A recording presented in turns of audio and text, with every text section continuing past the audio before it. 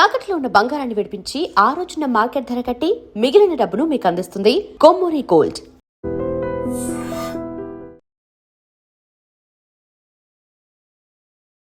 అమృతం serial sir అసలు ఎందుకు బయటకు వచ్చారు, ఏం జరిగింది అనేది కాస్త వివరంగా కావాలి సార్. ప్రాణం పోయిన అబద్ధం మాత్రం అన్న వాళ్ళు చెప్పి రేపు డబ్బింగ్ చెప్పేయాలి, ఇలాంటి కొన్ని ప్రెజర్స్ ఉంటాయి సార్. దాంట్లో ఏమన్నా మిస్టేక్ జరిగించో చెప్పిన శివాజీ రాజా తప్పు మాత్రం 1%. శివాజీ రాజా కెరీర్ స్టార్టింగ్లో ఫిల్మ్ ఇన్స్టిట్యూట్లో నేర్చుకున్నా సరే ఎదిగే క్రమంలో ఎప్పటికెప్పుడు అప్డేట్ అవ్వాలి కదా, ఆ అప్డేషన్ మీకు ఎక్కడి నుంచి వచ్చింది? దీనికి ఎలా సమాధానం చెప్పాలి? మేము చేసిన ఎన్ని క్యారెక్టర్స్ ఒక 500 సినిమాలు చేస్తే దాంట్లో 400 సినిమాలు ఒకవేళ డైరెక్టర్ ఏమైనా చెప్తే చేసుకోవడం కానీ పని చేసుకోవడం వెళ్ళిపోవడం. ఆ శ్రీకాంత్ గారు, శ్రీహరి గారు వీళ్ళతో మాత్రం ఒక ఫ్రెండ్షిప్, అద్భుతమైన మనిషి అని చెప్పారు. నాకు తప్ప రాజు వెడ్స్ రాంబాయ్ చిన్న డైరెక్టర్, నేను అతను కూడా ఇంకేమైనా చేయనా, నువ్వు 100% ఓకేనా, అతను కూడా అడుగు. ఇందాక శ్రీకాంత్ గారిని ఎందుకు పక్కన పెట్టమన్నానంటే అదేం స్నేహం సార్. మా మదరో మా అత్తగారో తెలీదు, కీ పడేశారు. ఇప్పుడు ఇంట్లోకి వెళ్తాను లేదు, నేను స్ట్రెచ్చర్ మీద తీసుకొచ్చా, దీని మీద ఈ పక్క గేట్ ఎక్కి మనిషి అందదు, అక్కడి నుంచి పడితే అయిపోతుంది, 4వ వంతు వస్తున్నాయి ఉంది. శ్రీహరి గారు కానీ, దాసరి నారాయణరావు గారు కానీ, కోట గారు కానీ, ఇట్లా కొంతమంది ఆర్టిస్టులు చాలా పెద్దవాళ్ళు ఉన్నారు. వాళ్ళందరూ కూడా చనిపోయే ముందు వాళ్ళ చివరి రోజుల్లో ఎక్కువ కలవరిచ్చింది మిమ్మల్ని. మీరు చెప్పింది నిజం తెలుసా? గురువుగారు పెద్ద ఆయన లాస్ట్ మూమెంట్లో ఎందుకో వాళ్ళు వచ్చాడు, శివాజీ వచ్చాడు ఈరోజు, రాజుని పిలవని రావు సారీ అని ఆయన దగ్గర ఒక ఆయన ఉంటాడు. నేను కూడా ఆయనకే ఫోన్ చేసి వెళ్ళేవాడిని, ఒక 5 నిమిషాలు చూసి వెళ్ళిపోవాలంటే పడుకున్నారంటే ఏం పర్లేదు ఏముంది, నేను రామోజీ ఫిలిం సిటీకి వెళ్తున్న రూట్ అదే అని చెప్పి ఈ రూట్ వెళ్తూ చూస్తే అద్దంలో పడుకుని అద్దంలోంచి హాస్పిటల్కి వెళ్ళి అలా చూసుకుంటూ వెళ్ళిపోయాడు. వాడు ఫోన్ చేశాడు, శ్రీహరి ఫోన్ చేసి బాబా రారా ఒకసారి అన్నాడు. అవును, వెళ్ళి తన దగ్గర కూర్చున్నాను, ఒళ్ళో కూర్చోబెట్టుకుని హ్యాక్ చేసుకుని చెప్పాడు 2 నిమిషాలు. గమ్మత్తైన ఇది ఉంటుంది తేజస్సు, అది నేను శ్రీహరి దగ్గర చూశాను. చిరంజీవి గారు సహాయం చేయడానికి రెడీగా ఉన్నారు, ఆయన చెయ్యి ఎప్పుడు సహాయం చేయడానికి రెడీగా ఉంటుంది. ఆయన చుట్టూ మీలాంటి వాళ్ళు ఎవరైనా ఒక 3-4 ఉండి దాసర్ గారి స్థానం భర్తీ అయిపోయింది కదా, ఎందుకు అది జరగట్లేదు? దాసర్ అంటారు ఫస్ట్ నుంచి అలాగే ఉన్నాడు ఆయన, మద్రాసు నుంచి అలాగే ఉన్నాడు ఆయన. అసలు సార్ అది ఒక ఎరా, అది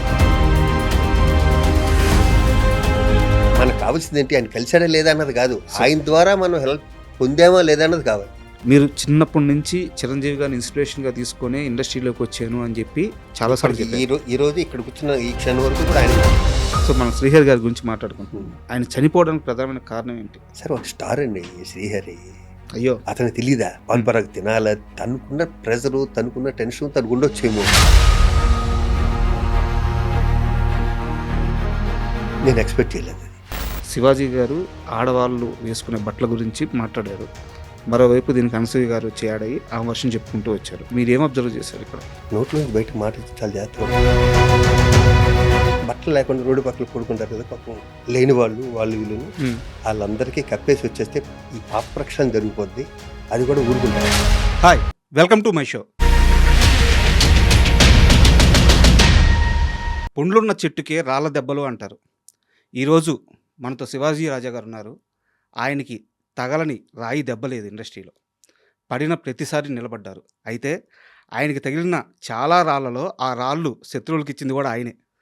సో ఆయన ప్రయాణం ఏదో మూవీ ఆర్టిస్ట్ అసోసియేషన్ అధ్యక్షుడిగానో లేకుంటే అక్కడ కొన్ని పదవులు చేయడమో ఇది మాత్రమే కాదు, 40 సంవత్సరాలకు పైగా నటుడిగా ఆయన చేయని పాత్ర లేదు. సో తెలుగు వారందరికీ ఆయన సుపరిచితమే. ఈరోజు శివాజీ రాజా గారు మనతో ఉన్నారు. ఆయన అడిగి ఆయన సినీ జర్నీ, అలాగే ఆయన సేవాపరంగా చేస్తున్న జర్నీ, అన్ని విషయాలు తెలుసుకుందాం. హాయ్ సార్, నమస్తే. నేను ఇంట్రోలో చెప్తూ మీకు కొన్ని రాళ్ళ దెబ్బలు తగిలినాయి అని చెప్పాను, అలాగే వాటిలో కొన్ని రాళ్ళు శత్రువులకు ఇచ్చింది కూడా మీరే అని చెప్పాను. ఒప్పుకుంటారా దాన్ని? ఒకటి గుర్తుంది, అది ఒకటి మాత్రం ఒప్పుకుంటా. సార్ ఓకే, ఇంకొక చిన్న విషయం సార్.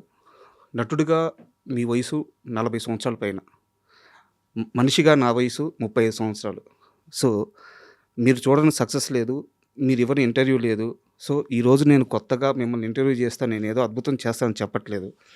అయితే మీ ప్రయాణంలో మీరు వివిధ ఇంటర్వ్యూల్లో వివిధ సందర్భాల్లో చెప్పిన మాటల మీద కొన్ని ప్రశ్నలు, కొన్ని నేను మీకు అభిమానిగా మారిన సందర్భాలు ఇవి ఉన్నాయి. వాటి గురించి మాట్లాడుకుందాం.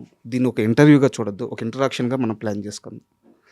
అలాగే ఇంటర్వ్యూకి వెళ్ళే ముందు సార్ నాకు మామూలుగా అలవాటు ఏంటంటే గెస్ట్ వచ్చినప్పుడు ఆ గెస్ట్తో నాకు ఒక ఫ్యాన్ మూమెంట్ ఉంటుంది. ఎందుకంటే మీలాంటి వాళ్ళందరినీ చూసే మేము ఇక్కడ ఉన్నామంటే ఏదో నేర్చుకొని ఇక్కడికి వచ్చామన్నమాట. సో మీ విషయంలో నా ఫ్యాన్ మూమెంట్ ఏంటంటే ఖడ్గం సినిమాలో ఆర్మీ ఆఫీసర్ క్యారెక్టర్ అనమాట. అంటే ఒక పెద్ద వర్షం పడతా ఉంటుంది, ఆ వర్షం రోజంతా పడుద్ది, కానీ ఒక మెరుపు వస్తుంది, అది ఒక సెకండ్ ఉంటుంది. ఆ రోజు ఇంపాక్ట్ తెల్లారు లేసిన తర్వాత అందరూ నిన్న ఒక పిడుగు పడిందిరా, ఒక మెరుపు వచ్చిందిరా అంటారు. ఖడ్గం సినిమాలో మీ క్యారెక్టర్ అటువంటిది. నాకు ఆ క్యారెక్టర్ చేస్తున్నప్పుడు కానీ, ఆ క్యారెక్టర్ మీకు కృష్ణవంశీ గారు చెప్పినప్పుడు కానీ, ఆ సందర్భంలో జరిగిన మాటలు కానీ, ఏదన్నా కొన్ని విషయాలు నాకు ఆ సీన్ గురించి కావాలి సార్. ఆల్రెడీ ఇంతకుముందు కూడా ఈ విషయం నేను చెప్పాను. సార్ కృష్ణవంశీ సినిమాలో నేను ఇంచుమించు చాలా సినిమాల వరకు నేను మెయిన్ క్యారెక్టర్లు వేస్తుంటా.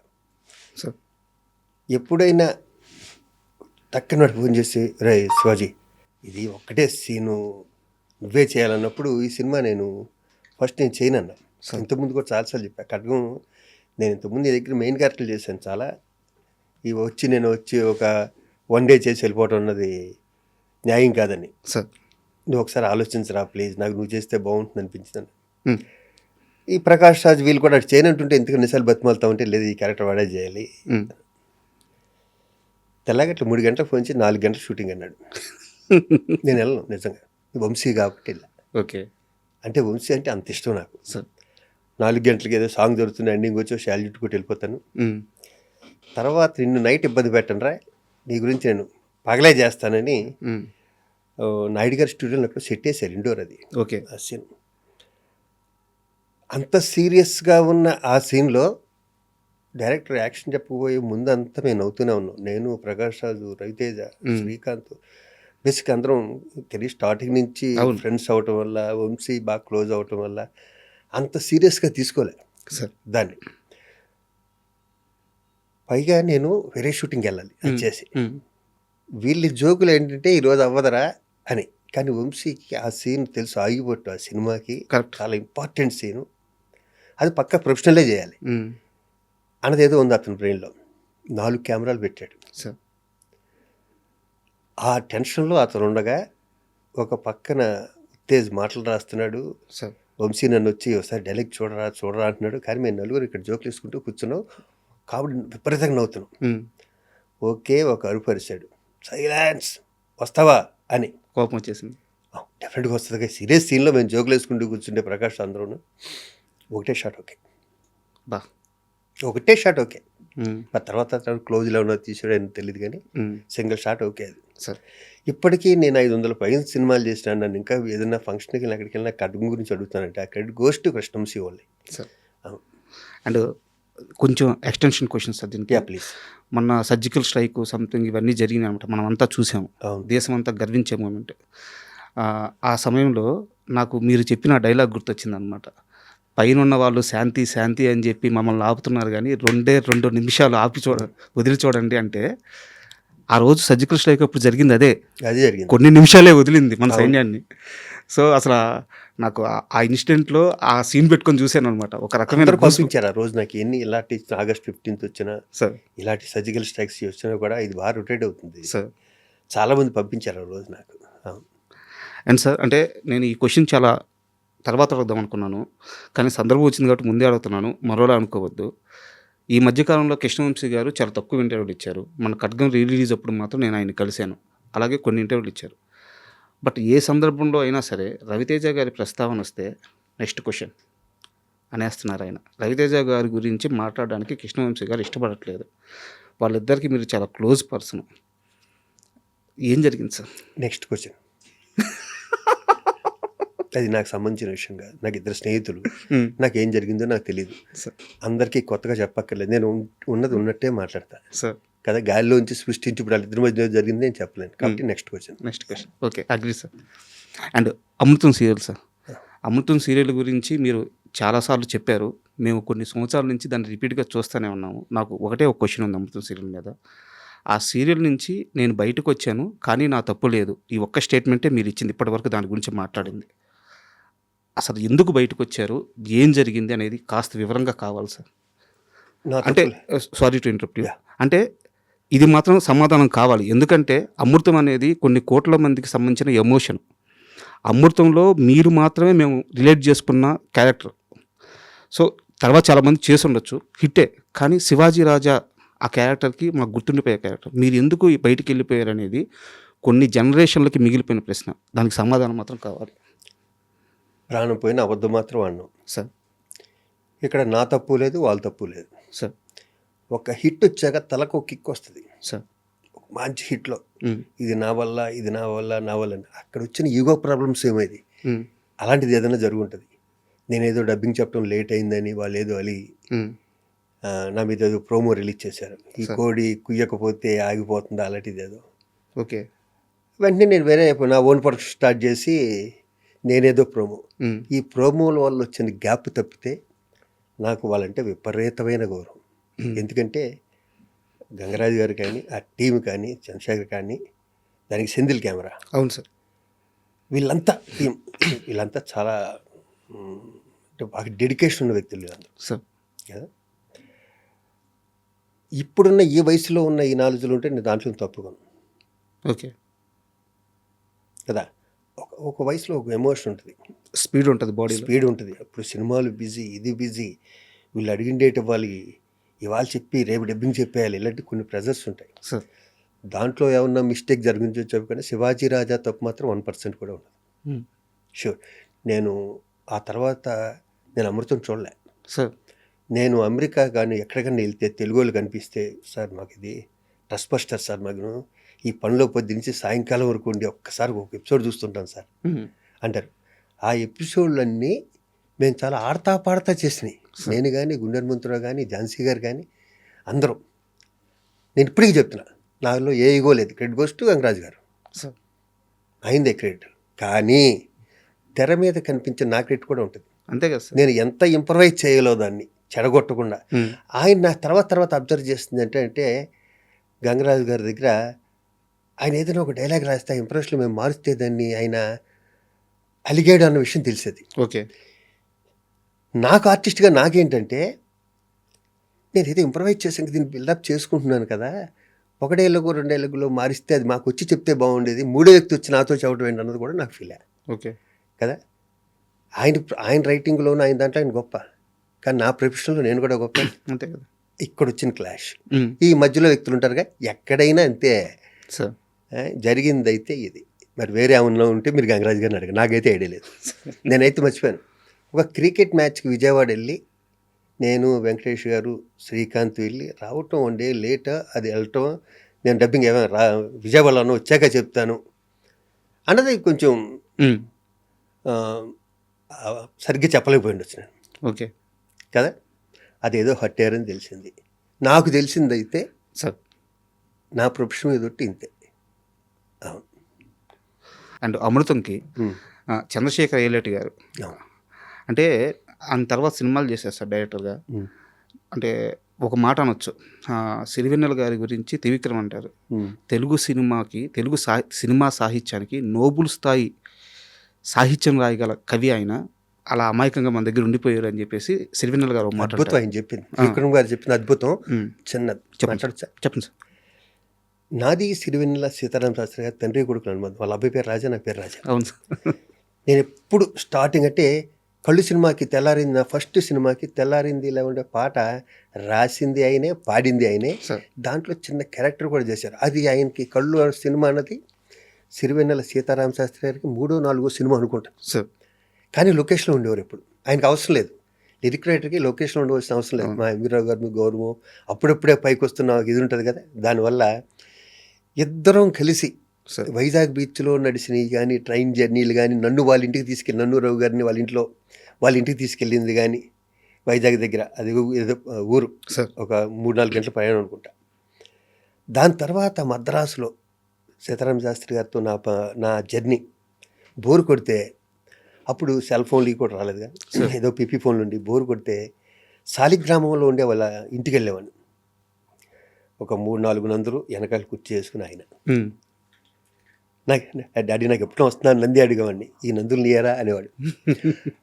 అలాగే ఆయన పద్మశ్రీ వచ్చాక నేను ఆఖరిసారి కలిసింది అయితే, మధ్యలో ఎప్పుడైనా కలవటం, తర్వాత ప్రపంచం గర్వించదగిందాక త్రివిక్రమ్ అన్నారు ఆయన అన్నారే, అంత గొప్ప రైటర్ అయిపోయాక కలవటం తక్కువైంది. ఆయన పద్మశ్రీ వచ్చాక మార్నింగ్ వెళ్ళి టైట్ హగ్ చేసుకుని ఇద్దరం సార్ డాడీ అంటే రాజా అని ఓకే ఇచ్చి 10 నిమిషాలు ఆయన దగ్గర కూర్చొని వచ్చాను. అదే లాస్ట్ కలవటం. సార్ అంటే అదే మీకున్న అనుభవం అది వచ్చేసి ఆయనతో నా జర్నీ ఏంటంటే అంత కొడుకులాగా. సార్ అయితే నేను ఆ కంపారిజన్ ఎందుకు వాడానంటే చంద్రశేఖర్ ఏలేటి గారి స్క్రీన్ ప్లే సార్ ఇంటర్నేషనల్ సినిమాకి కొలమానంగా ఉంటుంది ఆయన సినిమాలో. డౌటే లేదు. అతను చేసిన 13 ఎపిసోడ్లో అనుకుంటా అమృతం వేరే లెవెల్లో ఉంటుంది. అండ్ అలాగే ఆయన చేసిన సినిమాలు కానీ అనుకోకుండా ఒకరోజు అయితే కానీ సాహసం కానీ అద్భుతమైన స్క్రీన్ ప్లే అయితే నేను చేశాను. అవును. అయితే దర్శకుడుగా ఆయనకి రావాల్సినంత సక్సెస్ రాకపోవడానికి కారణం ఏంటి సార్? మీరు ఏమనుకుంటున్నారు? అతను స్లో అండ్ స్టడీ అనుకుంటున్నా సార్. అతను అందరిలా పరిగెత్తే వ్యక్తి కాదు. సార్. నేను అబ్జర్వ్ చేసినంత అబ్జర్వ్ చేస్తుంటాను చంద్రశేఖర్ని. సార్ మ్యాక్సిమం ఒక 3 months అంటేగా 13 ఎపిసోడ్స్ అంటే 4 3 months 4 months తర్వాత ఆయన సినిమాలు కూడా వచ్చినాయి కదా. తర్వాత సినిమా ఒక సినిమా చేశాను. తర్వాత చాలా పద్ధతిగా ఉంటాడు. Silence, slow and study. First copy అతను చూసేసాక సార్ సినిమా స్టార్ట్ చేస్తాడు. అతనిలో నేను అబ్జర్వ్ చేసినది ఈవెన్ ఎపిసోడ్ కూడా అంతే. ముందే చూసేస్తాడు సినిమా. ముందే అతను చూసేస్తాడు. Very talented, very talented. అవును. మీరు ఎందుకు సార్ అసలు సినిమాలు చూడరంటే? ఏమో మొన్న వచ్చి చూశాను ఇక్కడ. మొన్న చూశాను మధ్య 2 సినిమాలు చూశాను. అలాగా సార్. నాకు తెలిసి మీవే చాలా సినిమాలు కూడా మీరు చూసి ఉండలేదు అని చెప్పి నాకు తెలిసింది. చూడలేదు. నేను డబ్బింగ్లో చూసాక సరిపోతున్నాను అనుకుంటాను. ఇక ఎత్తుకో నాకు అస్సలు ఈ ఫీల్డ్లో ఉండి సినిమాలు తక్కువ చూసినలో నేను ఒకటి. దీని మీద ఒక పెద్ద గొడవ కూడా జరిగింది ఒక మూమెంట్లో. ఎవరు ప్రకాష్ రాజు, రవితేజ సముద్రం షూటింగ్లోనే. ఈడ అసలు సినిమాలు చూడడం ఎందుకో చూడను. దానికి వెళ్ళి మంచి సినిమాలు చూస్తాను సార్. ఇప్పుడు మనం ఒక ఎగ్జామ్ రాస్తాం సార్. మార్క్స్ అయితే చూసుకోవాలి కదా. చూసుకోవాలి. అంటే ఇప్పుడు మీరు సినిమా చేయడం అనేది ఎగ్జామ్ లాంటిది అయితే తెర మీద చూసుకొని ఆడియన్స్ రియాక్షన్ అనేది మార్క్స్ లాంటివి. మీరు ఆ రియాక్షన్ నుంచి అవి పట్టుకోకపోతే లెర్నింగ్ అనే ప్రాసెస్ మీకు ఎక్కడి నుంచి వచ్చింది? సో మీరు అచీవ్ చేశారు, సక్సెస్ అయిపోయారు. సో ఎక్కడి నుంచో నేర్చుకున్నారు మీరు. అయితే మీరు చేసిన సినిమా నుంచో లేకుంటే వేరే వాళ్ళు చేసిన సినిమా యాక్టింగ్ నుంచో మీరు ఏం నేర్చుకోలేదు. శివాజీ రాజా కెరీర్ స్టార్టింగ్లో ఫిల్మ్ ఇన్స్టిట్యూట్లో నేర్చుకున్నా సరే ఎదిగే క్రమంలో ఎప్పటికెప్పుడు అప్డేట్ అవ్వాలి కదా. ఆ అప్డేషన్ మీకు ఎక్కడి నుంచి వచ్చింది? దీనికి ఎలా సమాధానం చెప్పాలి? సార్ ఎందుకంటే నేను ఇప్పటికీ మంచి ఆర్టిస్ట్ అంటే నాకు ఇబ్బందిగా ఉంటుంది నిజంగా. ప్రామిస్. ఇది నేను ఏదో చెప్పుకోవడం కాదు. మేము చేస్తే ఎన్ని క్యారెక్టర్స్లో ఒక 500 సినిమాలు చేస్తే దాంట్లో 400 సినిమాలు ఒకేలా ఉంటాయి సార్ కదా. ఇంకా 100 సినిమాల్లో ఒక 25 హిట్ అయి ఉండొచ్చు. సార్ 25 అక్కడ కృష్ణవంశీ లాంటి వాళ్ళు నన్ను మౌల్డ్ చేసుకుని, ముత్యాల సుబ్బయ్య గారు కూడా గొప్ప క్యారెక్టర్లు, ఎస్వి కృష్ణారెడ్డి గారు, ఎస్వి కృష్ణారెడ్డి గారు ఇది ఇచ్చిన క్యారెక్టర్లు తప్పితే నేను ఇంకా నేర్చుకోవచ్చు అనటం కూడా ఇబ్బందికరమైన ప్రశ్నే. కానీ ఎప్పుడు నేర్చుకుంటూనే ఉండాలి కదా. అలా అని నేను ప్రతి సినిమా చూడకపోవచ్చు. కానీ నానా పాటేకర్ సినిమాలు మొన్న వచ్చి సూపర్ డూపర్ హిట్ అయ్యి 200 కోట్ల సైడ్ పరిగెడుతుంది సార్. మన హిందీ సినిమా. అవును, అది చూశాను నేను. సినిమా ఆ మంచి సినిమాలు మిస్ అవును. ప్రతి సినిమా చూడండి అంతే సార్. అవును, ప్రతి సినిమా చూడండి. మా శ్రీకాంత్ అన్ని సినిమాలు చూస్తాడు. శ్రీకాంత్ కంపల్సరీ చూస్తాడు. నేను అంటే తన ఇంట్లో కీపుకోవడం ఉండటం వల్ల మిస్ అవ్వడం సినిమా. అవునవును. అండ్ కంటిన్యూటీగా వచ్చేలేకే ఒక ఫ్లో మిస్ అయింది సార్. అయ్యా అమృతం సీరియల్లో అంజీ క్యారెక్టర్ చేసిన గుండు హనుమంతరావు గారు సార్. ఆయన అంటే నేను కాస్త ఓపెన్గానే మాట్లాడుతున్నాను. ప్లీజ్. ఆయన కెరీర్ అంతా సినిమా పరంగా చూసుకుంటే వచ్చిన పేరు ఒక ఎత్తు అయితే ఓన్లీ అమృతం సీరియల్లో వచ్చిన పేరు ఒక ఎత్తు. అలాంటి పాత్రలో మీరు స్టార్టింగ్ నుంచి ఆయనతో కలిసి వర్క్ చేశారు. ఆ సక్సెస్ తీసుకునేటప్పుడు ఆయన ఆనందం ఎలా ఉండేది? ఎందుకంటే అంత పెద్ద సక్సెస్ ఆయన సినిమాల్లో చూడలేదు. చేశారు, చాలా క్యారెక్టర్లు చేశారు, బట్ ఇంత సక్సెస్ ఎప్పుడు సినిమాల్లో చూడలేదు ఆయన. ఎంత ఆనందంగా ఫీల్ అయ్యేవారు ఆయన? మా ఇద్దరు కాంబినేషన్ అలాంటిది సార్. హనుమంతరావుది నాది. విచిత్రం ఏంటంటే బయట కూడా మా ఇద్దరు అలాగే ఉంటాం సార్. బయట కూడా మా ఇద్దరు వెళ్ళి ఉంటానికి కారణం ఏంటంటే నా ఫస్ట్ పిక్చర్ కొలువులో యాక్ట్ చేశాడు తను. ఓకే. హనుమంతరావు న్యాచురల్గా ఫస్ట్ పిక్చర్ చేసిన ఆర్టిస్టులు ఉంటారు కదా, వాళ్ళ జర్నీ లైఫ్ లాంగ్ ఉంటుంది. వాళ్ళ జర్నీ ఎక్కువ ఉంటుంది. ఎందుకంటే ఫస్ట్ సినిమా కదా, అందరికీ కొత్త. కలిసి ఉంటాం. ఒకరు కొంచెం పెద్దగా ఏమవుతుందంటే కొంచెం ఒక 10 సినిమాలు చేశాక వేరే ఆర్టిస్టులు వచ్చినా కూడా కొంచెం దూరంగా ఉంటారు. రిలేషన్ ఇంత మెయింటైన్ అవ్వదు. నాకు ఫస్ట్ సినిమా చేసిన వాళ్ళందరూ ఇప్పటికీ ఫోన్ చేస్తుంటారు, ఉన్నవాళ్ళు మాత్రం. ఖచ్చితంగా సార్, ఆ ఫీల్ ఉంటుంది. అది హనుమంతరావు నాకు ఆ బాండ్ ఉంది ఫస్ట్ నుంచి. సార్ మీ ఇద్దరం బోల్డ్ అని సినిమాలు చేసాం. కృష్ణారెడ్డి గారి సినిమాలు ఒక 2 సినిమాలు చేస్తుంటాం మీ ఇద్దరం. కదా మా ఇద్దరు ఆ బాడీ లాంగ్వేజ్ది నాదేమో భీమవరం టైప్ ఆఫ్ టచ్, అతనిదేమో కృష్ణా డిస్ట్రిక్ట్ టచ్. చాలా సినిమాల్లో మా ఇద్దరితో ఉంటాయి. వాడితో చేయటం, నేను హనుమంతరావు చేయటం నేను చాలా కంఫర్ట్. సార్ అవునవును. అలాగే నా ఓన్ సీరియల్స్ అన్నింటిలో హనుమంతరావు చేశాడు, నా ఓన్ ప్రొడక్షన్ అన్నింటిలో హనుమంతరావు చేశాడు. అండ్ సినిమాల విషయానికి వస్తే సార్, కల్లు సినిమాతో హీరో అయ్యారు. హీరోగా సస్టైన్ అవ్వడానికి నాకు తెలిసి ఒక 4 నుంచి 5 సంవత్సరాలు లేదా ప్రయత్నించారు. కొన్ని ప్రయత్నాలు అయితే చేశారు మీరు. బొబ్బిల్ రాజా తర్వాత మీరు ఒక సపరేట్ ట్రాక్ తీసుకున్నారు. అంటే ఒక పెద్ద సక్సెస్ వచ్చింది బొబ్బిల్ రాజాతో ఆర్టిస్ట్గా, అంటే హీరోగా కాకుండా ఆర్టిస్ట్గా పెద్ద సక్సెస్ వచ్చింది. నిజానికి ఆ సక్సెస్ రాకుండా ఉంటే బాగుండేదే. ఇది చాలామంది అన్నారు ఈ మాట, ఇది చాలామంది అన్నారు మాట. కొత్తలో చాలా గ్యాప్ తర్వాత మీరు అంటున్నారు మాట. నాకు తెలిసి మీడియాలో ఎక్కడ నేను వినలేదు. మీ తోటోళ్ళు చాలా మంచి క్వశ్చన్ ఇది. మీరు ఇక్కడ గుర్తుపెట్టుకోవాల్సింది ఏంటంటే, శివాజీ రాజా అన్న వ్యక్తికి బ్యాక్గ్రౌండ్ లేదు సార్. మా ఇంట్లో ఎవ్వరు సినిమా ఫీల్డ్కి సంబంధించిన ఒక్కరు కూడా లేదు, తెలియదు కూడా వాళ్ళకి. సినిమాలు చూడటం తప్పితే నేనేదో అటు ఇటు తిరిగి ఏదో వర్కౌట్ కాకి వచ్చిన బాబతులో నేను ఒకరిని. చదువు అబ్బగా దబ్బగా అల్లరి చిల్లరగా తిరుగుతూ ఏదో ఒకటి దొరికిపోతుందా అని పట్టుకున్న తాడు దొరికింది ఇక్కడ. ఇలాంటి టైంలోనూ కొంచెం ఫైనాన్షియల్ ప్రాబ్లమ్స్ ఉంటాయి. నేను హీరో కళ్ళు తర్వాత నేను 8 నెలలు వెయిట్ చేశాను. వెయిట్ చేశాక హీరోగా ఛాన్స్ వస్తుందని. గుడ్డోడి సినిమాలు ఎన్నో వస్తాయి, 10 ఏళ్ళు కూడా వస్తుంది అంతే. నేను మళ్ళీ ఆ సినిమాలో నేను కళ్ళునే ఉండు కాబట్టి ఒక ఆర్ట్ ఫిల్మ్ ఏదైనా తీద్దాం భారతీ రాజా గారి దగ్గర నుంచి కవర్ వచ్చింది. కానీ పక్క వాళ్ళు ఎవరు ఏమన్నారంటే, దానికి నాకు తెలిసింది, ఇంతవరకు నువ్వు వేరే లాంగ్వేజ్ నుంచి తీసి రీమేక్ చేయలేదు కదా, ఇది ఎందుకు చేస్తున్నావు అంటే సినిమాకి పోయింది. లేకపోతే ఆ భారతీ రాజా గారి సినిమాలో చేసేవాడిని క్యారెక్టర్. రెండోది ఏంటంటే, నెలొచ్చే రోడ్డుకి మెస్ బిల్ కట్టాలి, ఇంటర్నెట్ కట్టాలి, బండిలో పెట్రోల్ పోయాలి కదా. ఇవన్నీ సక్రమంగా జరగాలంటే వచ్చింది క్యారెక్టర్ వచ్చినట్టు చేయాలి. నేను అప్పటికి గాంధీరాజు గారు నాతో విధాత అని సినిమా తీశారు, హీరో. కానీ దాని తర్వాత కూడా హీరో వచ్చింది. రాఘవేంద్రరావు దాంట్లో ఒంటరి పోరాటంలో విలన్ చేశాను నేను. ఎక్కడో గ్యాప్ వచ్చేది ఆ హీరోకి విలన్కి మధ్యలో. అంతవరకు నేను కామెడీ క్యారెక్టర్లు చేయలేదు. రామానాయుడు గారు సురేష్ ప్రొడక్షన్స్కి రమ్మని చెప్పి, ఈ మెయిన్ క్యారెక్టర్ బొబ్బిల్ రాజులోను శివాజీరాజుతో ఏందామంటే, అప్పుడు ఈవివి సత్యనారాయణ కూడా డైరెక్షన్ డిపార్ట్మెంట్లో ఉండేవాడు. మన నాయుడు గారి దగ్గర ఒక సినిమా కూడా అశోక్ కుమార్ దగ్గర డైరెక్ట్ చేశారు, ముందు అనుకో తెలియదు. నన్ను పెట్టారు. పెట్టాక నాకేమవుతుందంటే, అక్కడ నాకు ఇమిటేషన్ రాదు. ఇంకొకరిని ఇమిటేట్ చేయటం అయితే అది ఒక కళ, సపరేట్ కళ అది. అవునవును. నాకు అది రాదు. అది రాకపోవటం వల్ల మేమంతా ఒకేసారి వచ్చాం, బ్రహ్మానందం మేమందరం. వాళ్ళు సుధాకర్ మాకన్నా సీనియర్.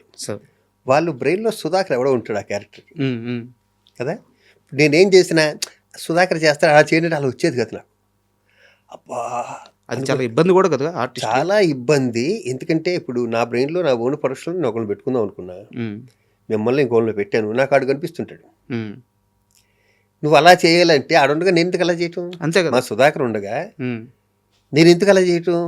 అక్కడ నెలిగిపోయి ఏదేదో చేస్తే ఏదేదో అయింది, మొత్తం సినిమా హిట్ అయింది. సినిమా హిట్ అవ్వటం వల్ల పేరు వచ్చింది తప్పితే నా క్యారెక్టర్కి ఓహో అని పేరు అవటం 2-3 సీన్లోను, ఆ వాణిశ్రీ గారు ఉండే సీన్లోను, ఆ గుమ్మడి గారు ఉండే కొన్ని సీన్లు ఉంటాయి 2-3. వెంకటేష్ బాబుకి విపరీతం టైం, కామెడీ టైం, దాంట్లో కుట్టుకుపోయి పేరు వచ్చింది. దాని తర్వాత ఒక హీరోగా 7 సినిమాలు చేశాను, కామెడీ సినిమాలు. ఒక 100 సినిమాలు అలాంటి. ఇది కోట కొడుకు, వీడు మంచోడే కానీ విలన్ బుద్ధులు ఉన్న బుద్ధులు, క్లైమాక్స్లో రివర్స్ అవుతాడు. యావండి ఆవిడ వచ్చింది, సోహన్ బాబు గారి కానీ బొబ్బుల్ రాజులు కానీ అన్నీ ఒకటే క్యారెక్టర్లు వచ్చినాయి. అవును. అప్పుడు ఏమైందంటే ఫైనాన్షియల్గా సెటిల్ అవుతాం కదా బిజీలో. ఆ సెటిల్ అయ్యాక మళ్ళీ హీరోగా చేయడానికి వచ్చినాయి 10 years. నేను మళ్ళీ హైదరాబాద్ 93 మద్రాసు నుంచి 10 years నుండి ఇక్కడికి వచ్చాం కదా. హైదరాబాద్ నుంచి మద్రాసు వెళ్ళి, మద్రాసు మళ్ళీ హైదరాబాద్ 93కి ఇండస్ట్రీ వచ్చింది, నేను వచ్చానుగా. వచ్చాక కూడా కొన్ని సినిమాలు హీరోగా వచ్చినాయి. దాంట్లో నాకు బాగా మొగుడ్స్ పెళ్ళాంస్ అలాంటి రంగనాథ్ గారు డైరెక్ట్ చేశాడు, అవి ఇష్టం తప్పితే మిగతా సినిమాలు అలా కుట్టిపోయినాయి అంతే ఆ గాల్లో. అవును. అండ్ మీరు ఇంటర్వ్యూకి వస్తున్నారని చెప్పి మా ఫ్రెండ్ అనిల్ అని ఒక అబ్బాయి అన్నాడు సార్. చిన్నప్పటి నుంచి LKG నుంచి ఇద్దరు ఇంటర్వ్యూ తీసుకోవద్దన్నాడు. కాదు మీ జోక్స్ కూడా మొన్న రామ్ జగన్ గారు వచ్చారు ఇంటర్వ్యూకి. ఓకే. మీ ప్రాక్టికల్ జోక్స్ గురించి చాలాసేపు మాట్లాడుకున్నాం. ఇవి ప్రాక్టికల్ జోక్స్ సో క్లాస్ పెడతాను. వస్తాను సార్, ఆ విషయానికి వస్తాను. మా ఫ్రెండ్ వాడు కూడా మీలాగే అనమాట. రే ఆయన మొత్తం మీద ఇప్పుడు దాకా ఎన్ని రేపులు చేశారు అడగరా అన్నాడు. అంత ఇష్టం రేపులు మీ ఫ్రెండ్కి. మీరు చాలా సినిమాలు చాలా సినిమాలు బొబ్బుల రాజా, దేవి భారతిని బొబ్బుల రాజా చేశాను. సంకీర్తన, గీతాకృష్ణ గారి సంకీర్తనలో ఒక రేపు, నేనే రేపు కావింపబడ్డాను కానీ చాలా సినిమాల్లో పెద్ద రేపులు ఎక్కడ చేస్తుంటాను అంతే, 3-4 సినిమాలు అంతే, అంతకన్నా అంత రేపులు చేసే పర్సనాలిటీ కాదు మెయిన్. అది అతనికి బలంగా ఇంపాక్ట్ పడిపోయింది. ఫ్రెండ్కి చెప్పేలా చాలా తక్కువ రేపులు చేశానంట అంతే. అండ్ సార్ ఇంకో, అంటే ఇది కొంచెం సీరియస్ క్వశ్చనే, బట్ ఏం జరిగింది నాకు తెలియదు, మీరు చెప్పాలి. నాకు రాజేంద్ర ప్రసాద్ గారి సినిమాలు చూసేటప్పుడు, నరేష్ గారి సినిమాలు చూసేటప్పుడు, అంటే వాళ్ళు హీరోగా అప్పట్లో చేసినప్పుడు, జంజాల గారి స్కూల్లో పడి వాళ్ళు చాలా మంచి సినిమాలు చేశారు. వాళ్ళిద్దరి కామెడీ టైమింగ్ పట్టుకోగల నటుడు మీరు కూడా.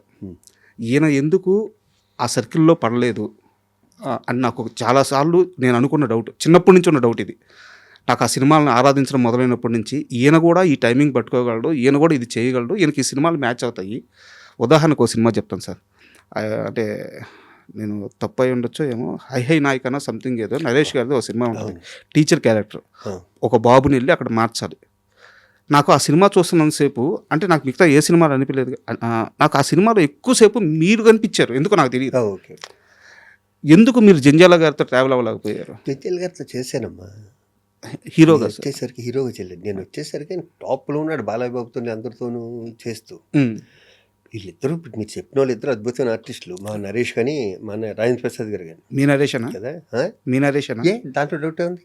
సరే మాట్లాడు. అసోసియేషన్ ద్వారా గొడవ ఉండొచ్చు, పర్సనల్ గాను ప్రొఫెషనల్ గాను మాత్రం మా ఇద్దరి మధ్యన గొడవ. ఓకే. అసోసియేషన్గా చాలా గొడవలు ఉండొచ్చు, అవును. కానీ ప్రొఫెషనల్గా మాత్రం నాకు నరేష్ అంటే చాలా ఇష్టం. ఇద్దరు డార్లింగ్ డార్లింగ్ అని పిలుచుకుంటాం, దాంట్లో మీకు ఏ డౌట్ అక్కర్లేదు, సరేనా. ఇంకా అసోసియేషన్ అంటారా, నాకు ఆర్టిస్ట్గా అతను సీనియర్ అయ్యి వచ్చాను, అసోసియేషన్లో నరేష్ కంటే నేను సీనియర్ కదా. అవును, అక్కడ నాకు అనుభవం ఎక్కువ ఉంటుంది. అవును. ఇప్పుడు అమృతం ఉంది, నేను మానేసి నరేషే చేశాడు కదా. అలాగే కొన్ని సినిమాలు ఉంటాయి, నరేష్ చేయవలసినవి నేను చేస్తాను, కొన్ని నేను చేయవలసినవి నరేష్ చేసినవి కూడా ఉన్నాయి. అలాగే మా అన్నయ్య కూడా కొన్ని సినిమాలు ఉన్నాయి. మా శ్రీకాంత్ హీరోగా సినిమా సూపర్ గుడ్ వాళ్ళది నేను చేయాలి, ఇకపోతే ఒకటి అది రాజేంద్ర ప్రసాద్కి వెళ్ళింది, దాంట్లో కూడా నేను చేశాను వేరే వేరే క్యారెక్టర్. అలా ఇక్కడ ఉన్నట్లో షేర్ చేసుకోవటమే తప్పితే ఏముంటుంది. మీరు గమనించారా ఇక్కడ రీప్లేస్ కూడా అంటే మీ ముగ్గురు మధ్య అవుతున్నాయి. అవును, అంటే ఆ టైమింగ్ మేకర్స్కి కూడా అర్థమవుతుంది. దానికి కారణం నేను ఏమనుకుంటున్నానంటే, మీ ముగ్గురు నవ్వించగలరు, మీ ముగ్గురు కళ్ళనీళ్ళంట పెట్టించగలరు. కరెక్ట్ కదా. అందరు కమెడియన్స్ చేయలేరు, చాలా తక్కువ మంది, 50% కమెడియన్స్ మాత్రం చేయగలరు. ఇటు నవ్వించటం, అటు అవసరమైతే సెంటిమెంట్ పండించడం, మా ముగ్గురులోనే ఉండొచ్చు అది. అవును. శ్రీహరి గారు కానీ, దాసరి నారాయణరావు గారు కానీ, కోట గారు కానీ, ఇట్లా కొంతమంది ఆర్టిస్టులు చాలా పెద్దవాళ్ళు ఉన్నారు. వాళ్ళందరూ కూడా చనిపోయే ముందు అది పనిగా గుర్తుపెట్టుకొని ఫోన్ చేసి శివాజీ ఒకసారి వచ్చి కనిపివా, శివాజీ రాలేదేంటి, వాళ్ళ చివరి రోజుల్లో ఎక్కువ కలవరిచ్చింది మిమ్మల్ని. అంటే కరెక్టేనా నేను అడిగేది? కరెక్ట్. ఎందుకు అంటే చివరి రోజుల్లో మీరే ఎందుకు గుర్తొచ్చారు వాళ్ళందరికీ?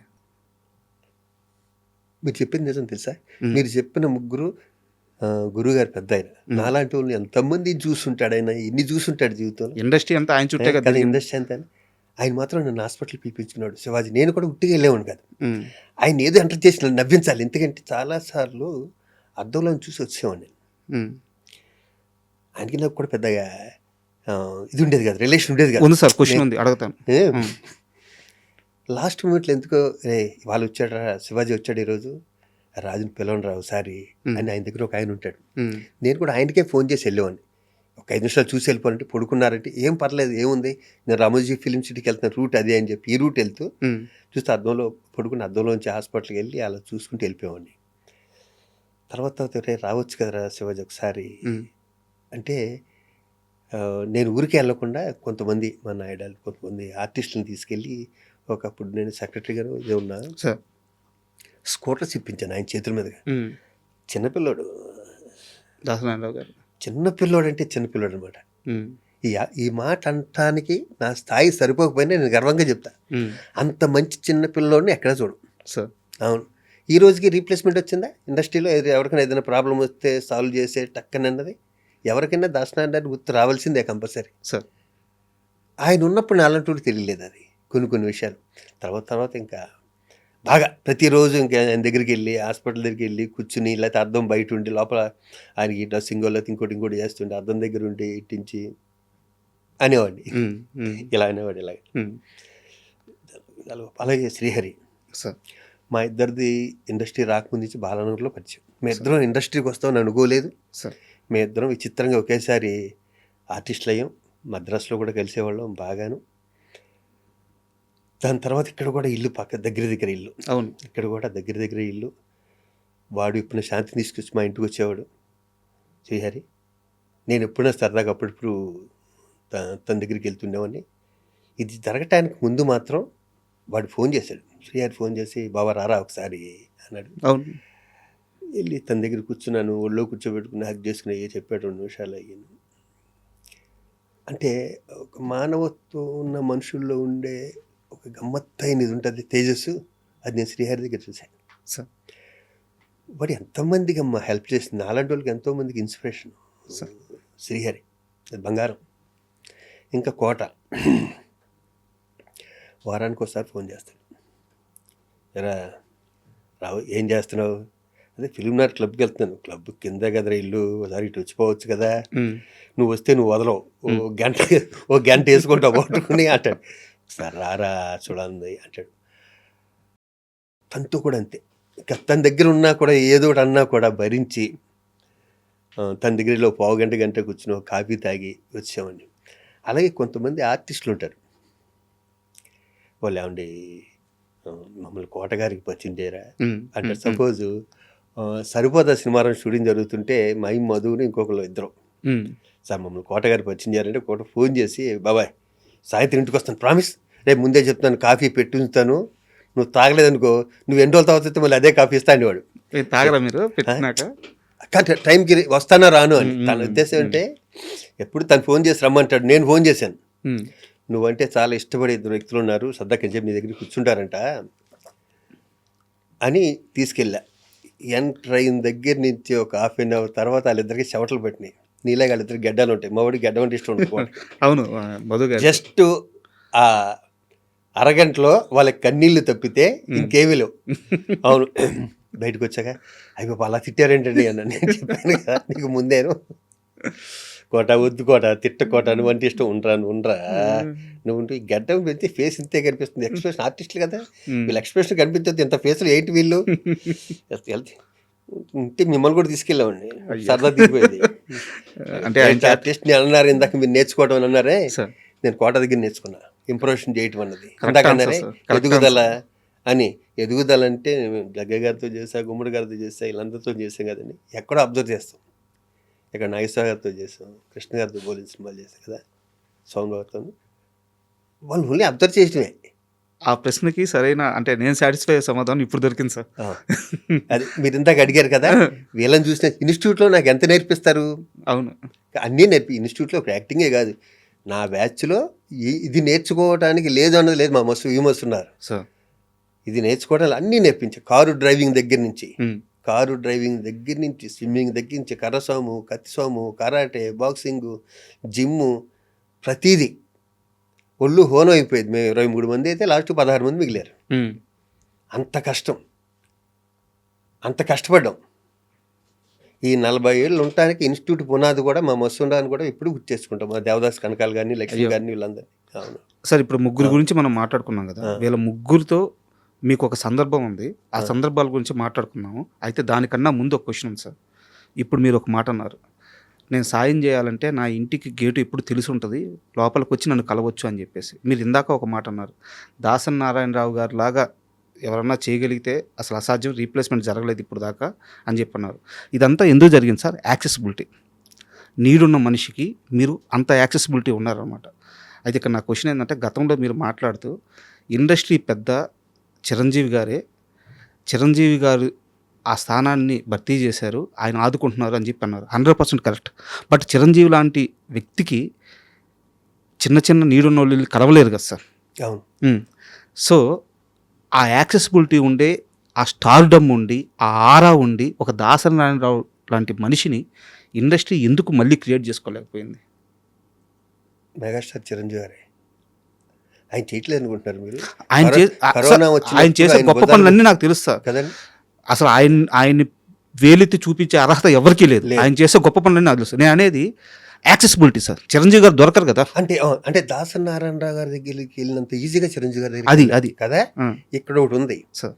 అదే చిరంజీవి గారు నాకు ఫోన్ చేసి హనుమంతరావు కష్టాల్లో ఉన్నాడు, పొట్టి వీరయ్య కష్టాల్లో ఉన్నాడు, సూర్య గారు మా తల్లి ఆవిడ టీవీలో చూసి ఆయనతో చెప్తే ఆయన అప్పటి టీవీ చూడాల్సిన పర్లేదు, ఆయన 24 hours బిజీగా ఉంటాడు ఆయన సార్. చిరంజీవి గారు. ఆవిడ చూసి చిరంజీవి గారితో చెప్తే నన్ను పిలిచి ఇంటికి పిలిచి, శివాజీ ఈ 2 లక్షలు పొట్టి వీరయ్యకి ఇచ్చాయి, ఈ 2 లక్షలు హనుమంతరావుకి ఏదో హాస్పిటల్లో ఉన్నాయంట, ఇవి 1 లక్ష రూపాయలు వాళ్ళకి. ఆయన ఇవ్వక్కర్లేదు కదా, ఆయన డబ్బే కదా మా చేతితో తీసుకెళ్ళి ఇచ్చింది. అంతే కదా. కదా. ఉమ్, అంటే ఆయన కలవటం కష్టం అనుకున్నా కూడా ఆయన ఇండస్ట్రీని 24 క్రాఫ్ట్స్ని అబ్జర్వ్ చేస్తున్నాడు అన్న దాని గురించి చెప్పాను. కరెక్ట్. అంటే దీనికోసం అడిగింది. నేను తమ్మారెడ్డి గారిని ఇంటర్వ్యూ చేశాను. తమ్మారెడ్డి గారిని ఇదే క్వశ్చన్ అడిగాను. చిరంజీవి గారు సహాయం చేయడానికి రెడీగా ఉన్నారు. ఆయన చెయ్యి ఎప్పుడు సహాయం చేయడానికి రెడీగా ఉంటుంది. ఆయన చుట్టూ మీలాంటి వాళ్ళు ఎవరైనా ఒక 3 4 ఉండి అన్ని విధాల ఇండస్ట్రీస్ తరపు నుంచి యాక్సెస్ ఉండి సమస్యలు ఆయన దగ్గరికి అన్ని తీసుకెళ్ళగలిగితే దాసర్ గారి స్థానం భర్తీ అయిపోయింది కదా. ఎందుకు అది జరగట్లేదు? ఎందుకు ఆ టీం ఫామ్ అవ్వట్లేదు? మరి ఆయన హెల్ప్ చేస్తూనే ఉన్నాడు. ఉన్నారు. చిరంజీవి గారింటికి దాసన్ గారింటికి వెళ్ళినట్టు చిరంజీవి గారింటికి వెళ్ళటం అంటే చాలా కష్టం. మన ఆ విషయం తప్పట్టడానికి లేదు. దాసన్ గారు ఫస్ట్ నుంచి అలాగే ఉన్నాడు, ఆయన మద్రాసు నుంచి అలాగే ఉన్నాడు ఆయన. అసలు అదొక ఎరా అది కదా. చిరంజీవి గారి దగ్గర ఇప్పుడు ప్రతి వాళ్ళు వెళ్ళాలంటే ఆయనకున్న దీనికి కష్టం. అది ఫస్ట్ నుంచి అలవాటు అవడంతో ఉంటుంది. దానికుండా అంత స్టార్డమ్ ఉన్న వ్యక్తిని కలవటం కానీ ఆయన చేయటం మంటలేదుగా. అవును. మనకు కావాల్సింది ఏంటి, ఆయన కలిసాడా లేదా అన్నది కాదు, ఆయన ద్వారా మనం హెల్ప్ పొందామా లేదా అన్నది కావాలి. అంతే.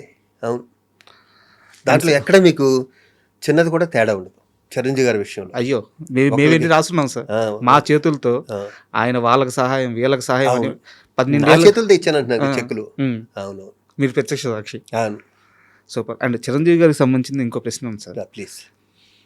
మీరు చిన్నప్పటి నుంచి చిరంజీవి గారిని ఇన్స్పిరేషన్గా తీసుకొని ఇండస్ట్రీలోకి వచ్చాను అని చెప్పి చాలాసార్లు చెప్పారు. ఈ రోజు ఇక్కడ కూర్చున్న ఈ క్షణం వరకు కూడా ఆయనే చెప్పారు. ఏ రోజు కూడా మీరు ఈ మాట మార్చలేదు, వేరే మాట చెప్పలేదు. చెప్పను కూడా.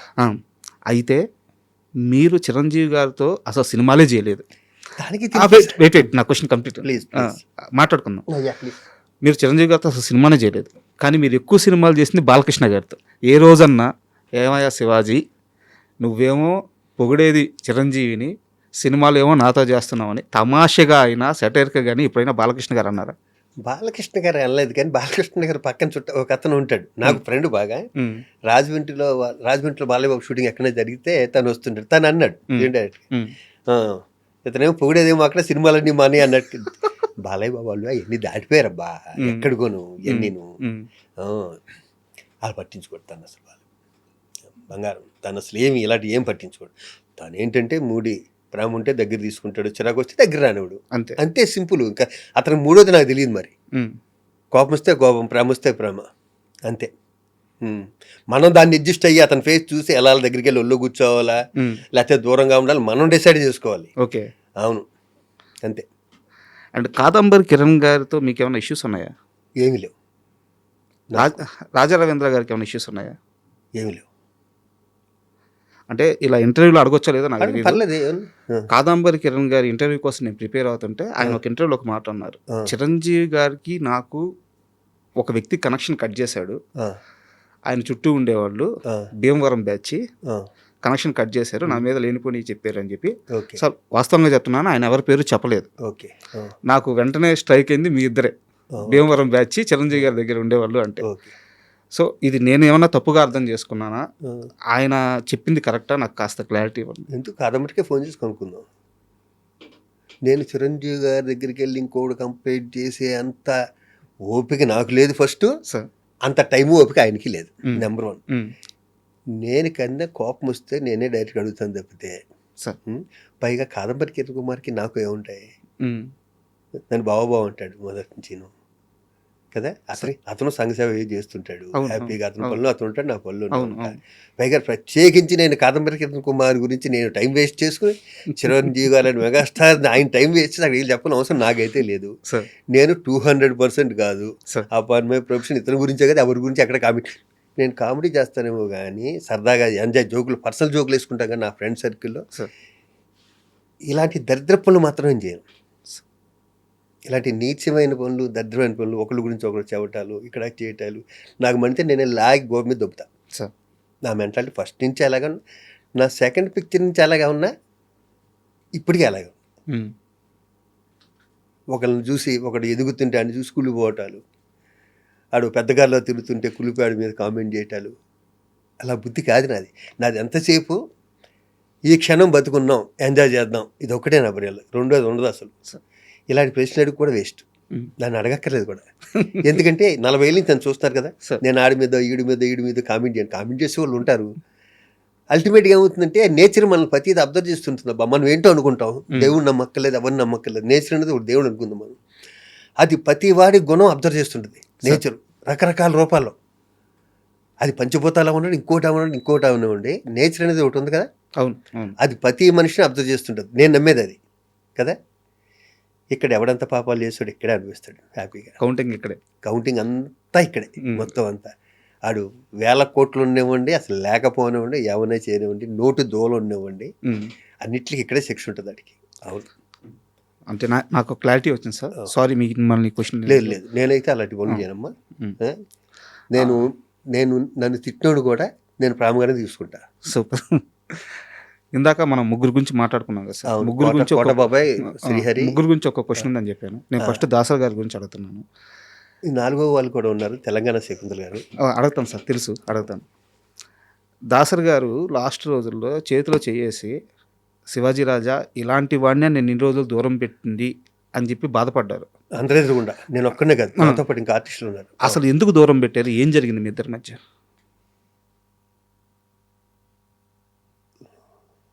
సార్ ఆయన మధ్య జరగటండి, తండ్రి కొడుకులు లాంటి వాళ్ళు, మహానుభావుడు ఆయన. బట్ ఎందుకు దూరం పెట్టారు? దూరంగా పెట్టండి, ఎందుకో నేనేదో షార్ట్ టెంపర్డు అన్న దాంట్లో ఆయన బ్రెయిన్లో ఉండిపోయాడు. వీడు టెంపర్గా వీడు అని, వీడికి నడువు వంగదు, రకరకాలు ఉంటాయి దీంట్లో, గుర్తుపెట్టుకోండి మీరు.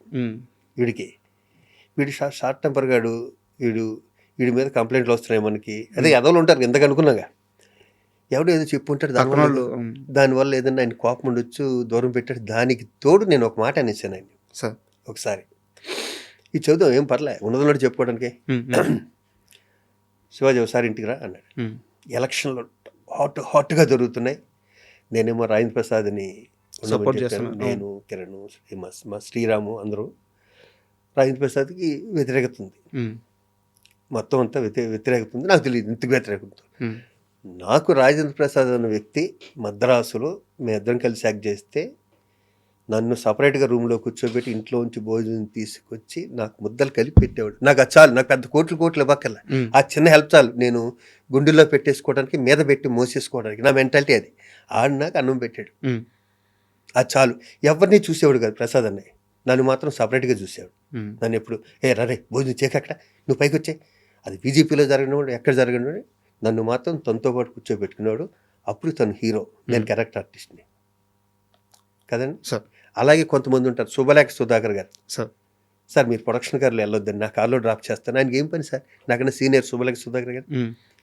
దాన్ని ఎక్కడో బీజేపీలో షూటింగ్ జరిగితే ప్రొడక్షన్ గారు అంటే 4-5 ఎక్కిస్తారు. అప్పుడు కెరీర్ స్టార్టింగ్లో ఇంత ఫస్ట్ సినిమా ఇంత క్యారెక్టర్లు ఇస్తున్నప్పుడు నేను ఇంకా హీరో కాలే. ఈ రోజుకి నేను శుభలేఖ సుధాకర్ గుర్తుపెట్టుకుంటా, ఈ రోజుకి నేను సుధాకర్తో గుర్తు చేస్తూనే ఉంటా. యూనిట్లో ప్యాకప్ అవగానే సుధాకర్ గారు చేసే పని అని చెప్పమంటారా, ప్రతి చిన్న లైట్ బాయ్కి సరే వెళ్ళొస్తానమ్మా, వెళ్ళొస్తానే, నేను అదే ఫాలో అవుతాను. సూపర్ కదా. మంచి నేర్చుకోవచ్చు. అలాంటి రాజేంద్ర ప్రసాద్ని అంతకుముందు కూడా 10 ఏళ్ళ క్రితం నన్ను కొంచెం నీకు గ్రిప్ ఉంది కదరా మూవీ ఆర్టిస్టులు, నీ మాట వింటారు, నేను నుంచుంటానంటే అప్పుడు నేను హెల్ప్ చేయలేకపోయా. అప్పుడు మురళీమోహన్ గారు నుంచుంటే నేను మురళీమోహన్ గారి సైడ్ ఉన్నా. ఎందుకంటే మురళీమోహన్ గారు ఇంట్లో పుట్టిన సంస్థ ఇది, మూవీ ఆర్టిస్ట్, ఆ గౌరవం ఉంది. అది నాకు ఒక షూటింగ్లో గుర్చేశాడు. వేరే లాస్ట్ 10 ఏళ్ళ క్రితం మీ ఇంటికి వస్తే నువ్వు ఇలా అన్నావు అని ఒక సినిమాలో గుర్చేస్తే ఇప్పటి నువ్వు నుంచోపోని అన్నా, మాటిచ్చాను. ఎందుకంటే పెద్దవాడు ఎవరో ఒక ఆయన మురళీమోహన్ గారికి ఏదో నుంచోనో లేకపోతే ఇలాంటిది ఏదో వచ్చింది డిస్కషన్, ఇది కాదు, ఇలాంటి డిస్కషన్ వచ్చింది. ఈ మొక్క కాకపోవచ్చు, వస్తే నువ్వు నుంచో అన్నాడు. మరి నువ్వు ఉంటావు పక్కన ఉన్నాడు. నేను ఉంటాలే, ఉమ్, నేను సెక్రటరీ చేస్తాను, నువ్వు ప్రెసిడెంట్ చేయి. అప్పటికి నేను ప్రెసిడెంట్ క్యాండిడేట్ని. ఉమ్, వన్స్ అనౌన్స్ చేయగానే మొదలైందప్పా విపరీతమైన ఫోర్స్ నాకు. ఉమ్, దీంట్లో తప్పించుకునే వాళ్ళు తప్పించుకున్నారు, మా పక్కన వాళ్ళు రకరకాలు జరిగినాయి. ఉమ్, అవి వేస్ట్ చెప్పుకోవడం, ఎందుకంటే ఆ తప్పించుకునే వాళ్ళకి అంత గుర్తింపు కూడా లేదు. వచ్చారు నా మీద ఫోర్స్ వెళ్ళేది. ఆ టైంలో అటేపు జయసుధ గారు నుంచున్నారు నా మీద, మా బావని ఆలీ నుంచోబెట్టారు నా మీద. ఆలీ నేను ఆ చిన్నప్పుడు మేమిద్దరం విపరీతమైన యారా అనుకునే బ్యాచ్లో ఆలీ నేను ఒకడు. కట్టు ఆలీకి నాకు ఫోన్లు కట్టు. ఉమ్. జయసుధ గారు అంటే విపరీతమైన ఇష్టం నాకు. మీకు అభిమానం కదా అసలు అంటే. అసలు అభిమానం ఏంటి, ఎవరికి ఉండదు జయసుధ గారు అంటే అభిమానం. కళ్ళ ముందు వాళ్ళ బేటలు తెలిసిపోతున్నాయి ఇలాగ. ఆ టైంలో అది అంత హాట్గా ఉంది. పెద్దవాళ్ళందరూ నా మీద రివర్స్ అవుతున్నారు, ఉంటే నువ్వు ఉండు అంటున్నారు, రకరకాలు చెప్తున్నారు. నాకేమో మాట ఇస్తే నన్ను అంటే చాలా ఇష్టం. నాకు రాజేంద్ర ప్రసాద్ అనే వ్యక్తి అంటే చాలా ఇష్టం. నేను ఆ ముక్క మీద ఉండిపోయాను. సర్లే ఆయన నిలబెట్టాం కదా, పోనీ మనం పక్క వెళ్ళిపోదామా, పోనీ ఈ ఫోర్స్ తట్టుకోలేకపోతున్నాను, చాలా కష్టంగా ఉంది అనుకున్న టైంలో పెద్ద దాసనారాయణ దగ్గర ఫోన్ వచ్చింది. ఓకే. నన్ను ఇంటికి రమ్మంటున్నారండి. కూర్చున్నారు. శివాజీ ఇంకేంట్రా, ఏం జరుగుతుందన్నాడు. ఏం లేదన్నా, మాట ఇచ్చాను. ఏం లేదు గురుగారు, మాట ఇచ్చాను, నేను ఇంకా మాట మీద ఉండిపోతానండి. అది కదా ఇంకోసారి ఆలోచించు, నువ్వు ఉంటావో పోనీ అన్నారు. నేను ఉండేవాడిని అయితే నేను అన్నయ్యనైతే నిలబెడతానండి, నేనే ఉండేవాడిని కదా. సరే ఒక్కసారికి వదిలేండి సార్, మీరు కాల్ పట్టుకుంటాను ప్లీజ్ సార్. గురుగారు నేను రింగ్ రోడ్లో తిరిగి మళ్ళీ మీ దగ్గరికి వచ్చానేనండి, అందరినీ తిరుగుతున్నాను నేను అన్న. అనగానే ఎందుకో అలా చూసేసరికి పైన జయసుధ గారు, ఓకే, ఇంకా 4-5 మా ఆపోజిట్ దాంట్లో ఎవరున్నారో వాళ్ళు కనిపించారు. సార్ నేను వస్తాను సార్. ఏంట్రా మాట్లాడుకున్నా, నేను వస్తాను సార్. సార్ పైన వాళ్ళు ఉండగా మీరు నన్ను పిలిపించడం అనేది నాకు నచ్చలేదు సార్, వచ్చినప్పుడు నేను ఇష్టం ఇంతే. ఓకే, ఇదే జరిగింది. పైన వాళ్ళందరినీ పెద్దోళ్ళు పెట్టుకుని మీరు నన్ను ఇక్కడ పిలిపిస్తే నాకు నచ్చలేదు గురుగారు, ఇది నేను ఇంతేనండి అని వచ్చాను. దాని తర్వాత చిన్న గ్యాప్. ఓకే. భరద్వాజ గారు ఇల్లు ఉంటారు కదా, శ్రీ కళ్యాణ్, వాళ్ళందరూ నా గురించి, వాళ్ళందరికీ నన్ను మొదటి నుంచి చూస్తారు కదా వీళ్ళందరూ, వాళ్ళందరికీ చెప్పుంటారు. తర్వాత సో అది జరిగింది అయితే అది చివరి రోజుల్లో అర్థమైందంత. అది ఇన్నాళ్ళు నేను మిస్ అయ్యాను నేను అన్నాడు. అండ్ నెక్స్ట్ శ్రీహరి గారి క్వశ్చన్ అడిగే ముందు దీని కంటిన్యూటీ క్వశ్చన్ ఒకటి అడుగుతాను సార్. ఇంత కష్టపడ్డారు, దాసరి గారు అంత పెద్ద ఆయనకు కూడా మీరున్న పరిస్థితి చెప్పుకొని బయటకు వచ్చారు.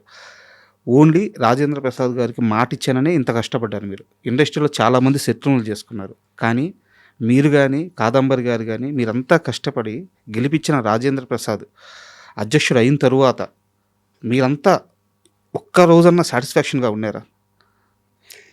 సమస్యలు రాలేదా? అనవసరంగా గెలిపించామని బాధపడలేదా? అనవసరంగా గెలిపించామని అనుకోలే.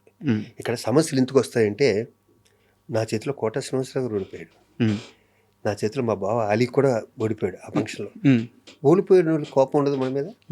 ఉంటుందా ఉండదా? ఓడిపోయిన వాళ్ళకి ఉంటుంది కదా. అది లేకుండా చేసుకున్నాను వెంటనే. నేను మా బావ దగ్గరికి నేనే పర్సనల్గా అలీ దగ్గరికి వెళ్ళి మేము హక్ చేసుకుని, దాని తర్వాత 2 నెలల తర్వాత అలా కోటబాబుకి కూడా అయిపోయింది. ఇక్కడ ఏమొచ్చిందంటేనండి, ఇక్కడ నాకున్న ఎక్స్పీరియన్స్ రాజేంద్ర ప్రసాద్ గారికి లేదు. నాకన్నా పెద్ద ఆర్టిస్ట్ అవటం వేరు, ఎక్స్పీరియన్స్. అవునవును. మూవీ ఆర్టిస్ట్లో ఎక్స్పీరియన్స్ కావాలి. అక్కడ 10 మందికి నవ్వుతూ జాగ్రత్తగా చెప్పి వాళ్ళ ప్రాబ్లమ్ సాల్వ్ చేయాలి. తనున్న బిజీకి న్యాచురల్గా ఏంటంటే ప్రెసిడెంట్ అన్ని పనులు చేయట్లేదు, సెక్రటరీ చూసుకుంటాను. నేనే సెక్రటరీ ఉన్నప్పుడు, మా అన్నయ్య ప్రెసిడెంట్గా ఉన్నప్పుడు తను కూడా ఎప్పుడు ఆఫీస్కి వచ్చేవాడు. ఏ రోజు జరిగేది ఆ రోజు చెక్ చేసుకునేవాడు. మేము కూడా అప్పుడు కొత్త రూల్ పెట్టాం, ఎవరు ఆఫీస్కి వచ్చినా సంతకం పెట్టాలి కంపల్సరీ, ఎవరెన్నిసార్లు వస్తున్నారు ఆఫీస్ జనరల్ బాడీలు చూద్దాం ఓకే అని పెట్టుకునేవాళ్ళు. రాజేంద్ర ప్రసాద్ గారి వల్ల ప్రాబ్లం ఏమవుతుంది అంటే, టక్కన ఒక మాట అతని లోపల ఇది అనాలని ఉండదు, అది ఇక్కడి నుంచే వస్తుంది. ఓకే. ఆ సీనియారిటీలోనూ ఇంకో దాన్నో అనుకుంటే అసలు అనేస్తారు కదా, అలా 1-2 సార్లు దాన్ని సర్ది చెప్పుకుని మడత పెట్టుకోవడంలో కొంచెం బాధపడిన విషయాలు ఉన్నాయి తప్పితే వేరే ఏ విషయంలో లేదు, ఏ విషయం లేదు, కొంచెం కూడా లేదు. నేను ఉన్నట్టు చెప్పాలి కాబట్టి ఇది చెప్పేశా.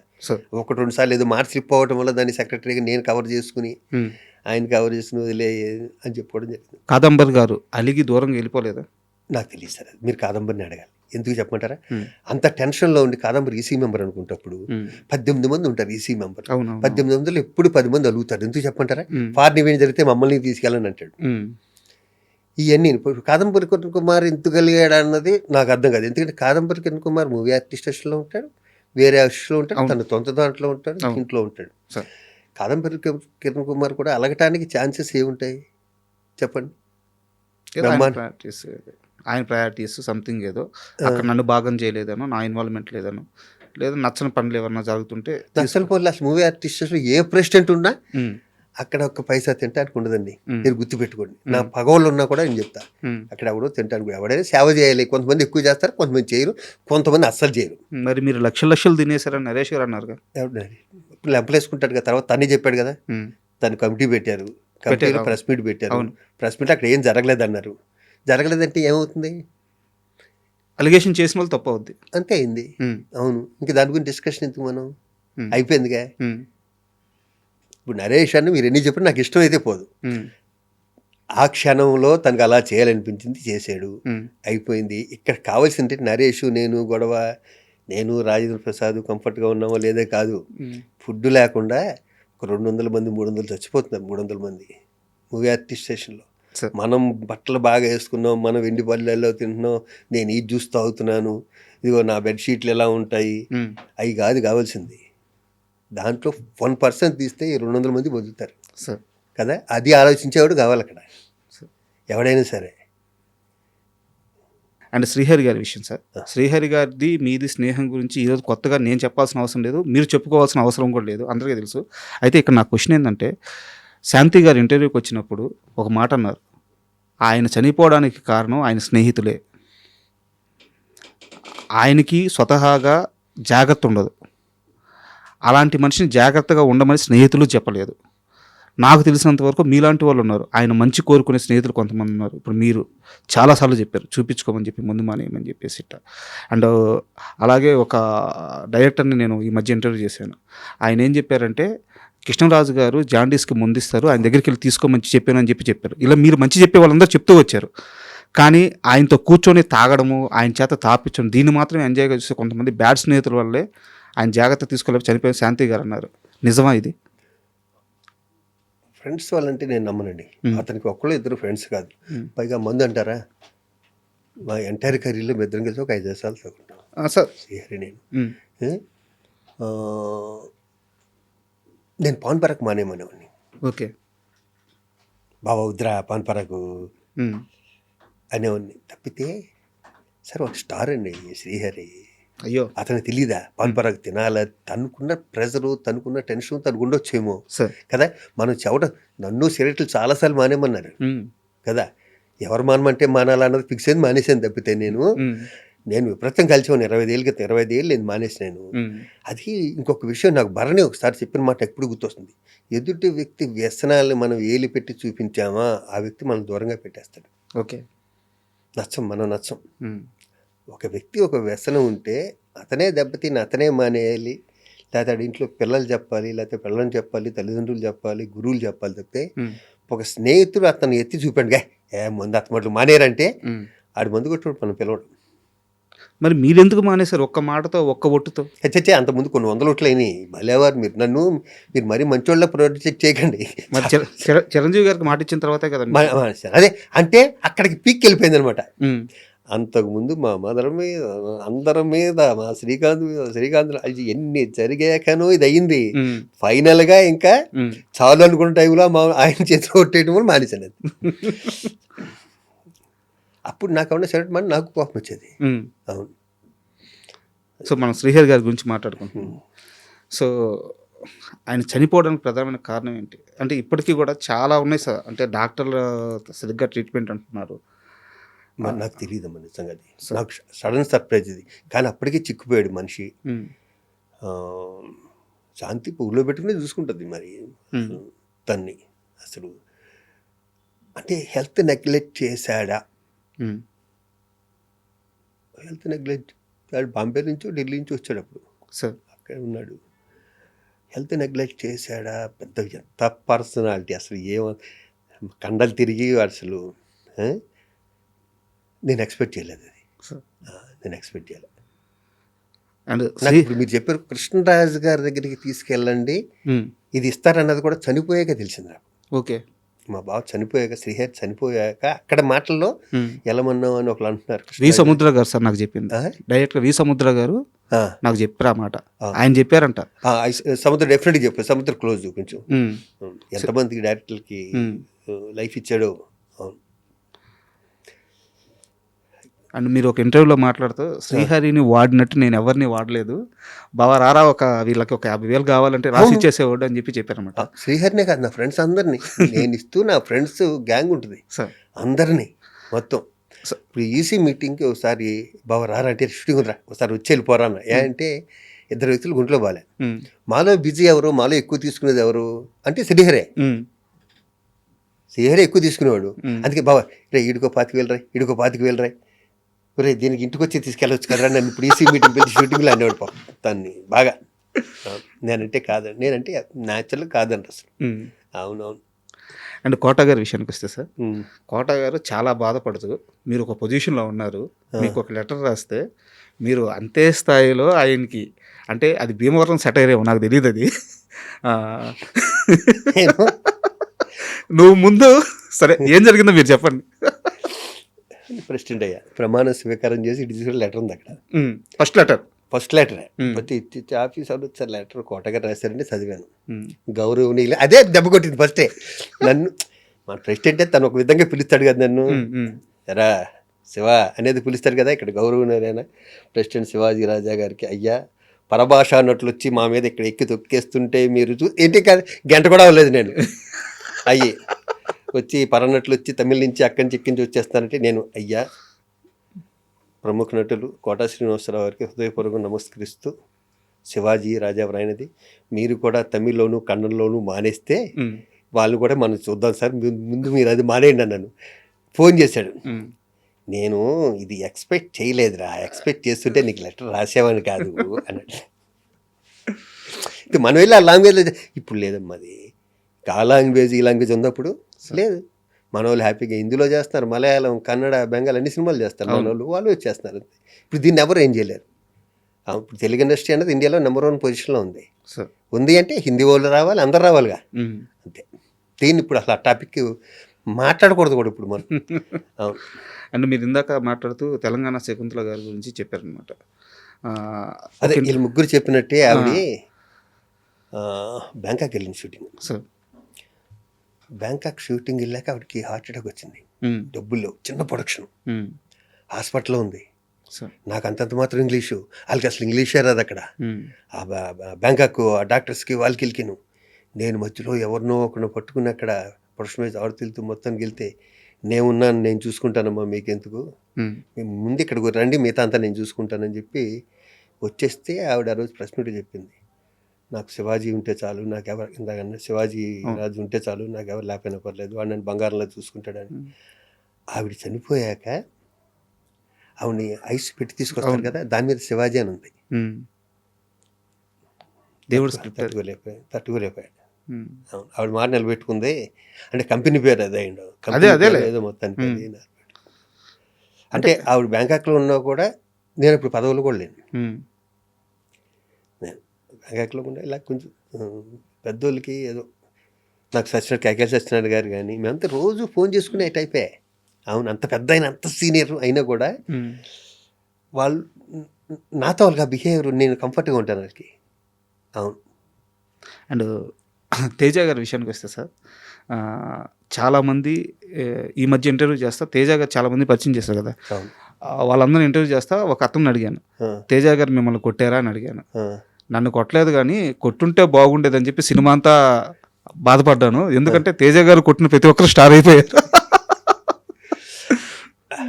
ఎందుకంటే తేజ గారితో మీకున్న అసోసియేషన్ ప్రత్యేకంగా చెప్పాల్సిన అవసరం లేదు.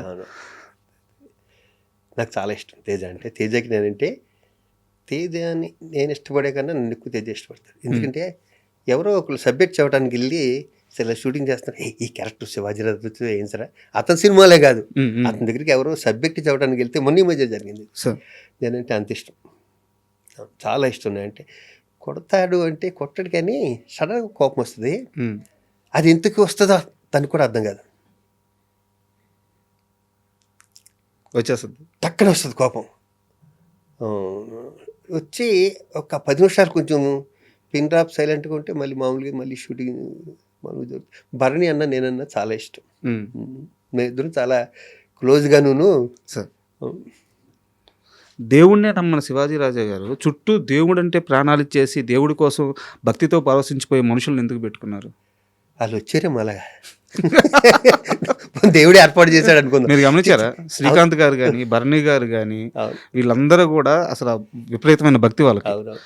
ఇంకా భరణి గారి గురించి ప్రత్యేకంగా చెప్పాల్సిన అవసరం చెప్పక్కర్లేదు. అవును.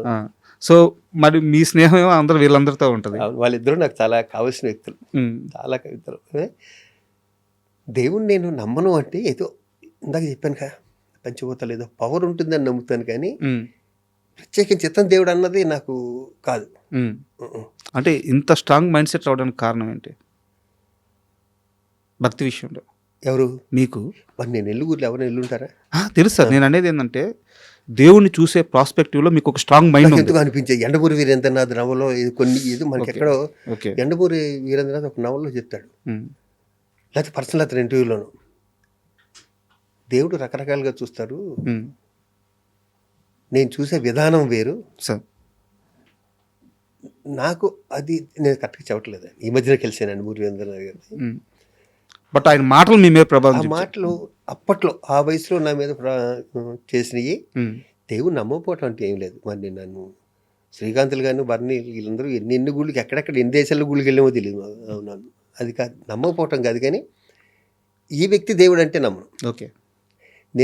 నేను నమ్మకపోవటం దేవుని కాదు, బాబాలని నమ్మను. బాబాలని జ్యోతిష్కాలు చెప్తారే వాళ్ళని నమ్మను, దేవుని కాదు. అవును, దాకా సరిగ్గా చెప్పలేకపోయాను. ఓకే. ఈ బాబాలు వచ్చి చేతులు గారడీలు చేసి ఈ జ్యోతిష్కాలు బాబాలు ఇవన్నీ చెప్తుంటారు కదా, మీరు శుక్రవారం మందు కొట్టవచ్చు, శనివారం ఏదో చేయొచ్చు, ఆదివారం రెస్ట్ తీసుకోండి, ఇలాంటి చెప్తారు. అలాంటి ఎదవలు నమ్మనంటే. ఓకే. శివాజీ రాజా గారు మాటలు లేదు, నిజంగా ఉన్నదన్నట్టు చెప్తున్నా. అంటే శ్రీకాంత్ గారిని పక్కన పెట్టి మీరు ఇప్పుడు దాకా యాక్ట్ చేసిన హీరోలు ఉంటారు కదా సార్, మీరు వాళ్ళకి పక్కన రోల్స్ చేసి ఉంటారు, లేదా ఆ సినిమాల్లో మంచి పాత్రలు చేసి ఉంటారు, మీకు నచ్చిన అంటే కంఫర్ట్గా ఉండే హీరో ఎవరు? శ్రీకాంత్ గారిని పక్కన పెట్టండి, ఎందుకంటే మీరు శ్రీకాంత్ గారి పేరు ఖచ్చితంగా చెప్తారు కాబట్టి శ్రీకాంత్ గారి పేరు పక్కన పెట్టి చెప్పండి. ఇప్పుడు దాకా మీరు చేసిన హీరోల్లో మీకు చాలా కంఫర్ట్ అనిపించే హీరో? జగపతి బాబు గారు. ఎందుకు? హీరోలో ఉండడు. నాకు ఇష్టమైన జగపతి రాజేంద్ర ప్రసాద్ గారు అబ్బాయి. ఫస్ట్ కెరీర్ స్టార్టింగ్లో కూడా మేము ఇద్దరు హీరోలుగా చేసాం సినిమా. అప్పుడు ఎలా ఉన్నాడు, ఇప్పటికే అలాగే ఉంటాడు. చాలా కంఫర్ట్గా ఉంటాడు బా అందరితోనూ. అసలు ఎచ్చులు ఉండవు, ఉండవు. ఆవకాయ అన్నం కలిపేసి ఇంట్లో అందరికీ పెడతాడు ఇంచక్క. ఇలాంటి చిన్న చిన్నవి ఉంటాయి, అవి జగపతి బాబు దగ్గర నేర్చుకోవచ్చు. మనిషి బంగారం జగపతి బాబు. ఆయన మధ్యలో ఫైనాన్షియల్గా చాలా స్ట్రగుల్ అయ్యారు సార్, బట్ ఆయన ఇచ్చిన కంబ్యాక్ అదిరిపోయింది. పూరి జగన్నాథ్ వీళ్ళిద్దరూ ఇచ్చిన కంబ్యాక్లు మామూలుగా లేవు. అవును.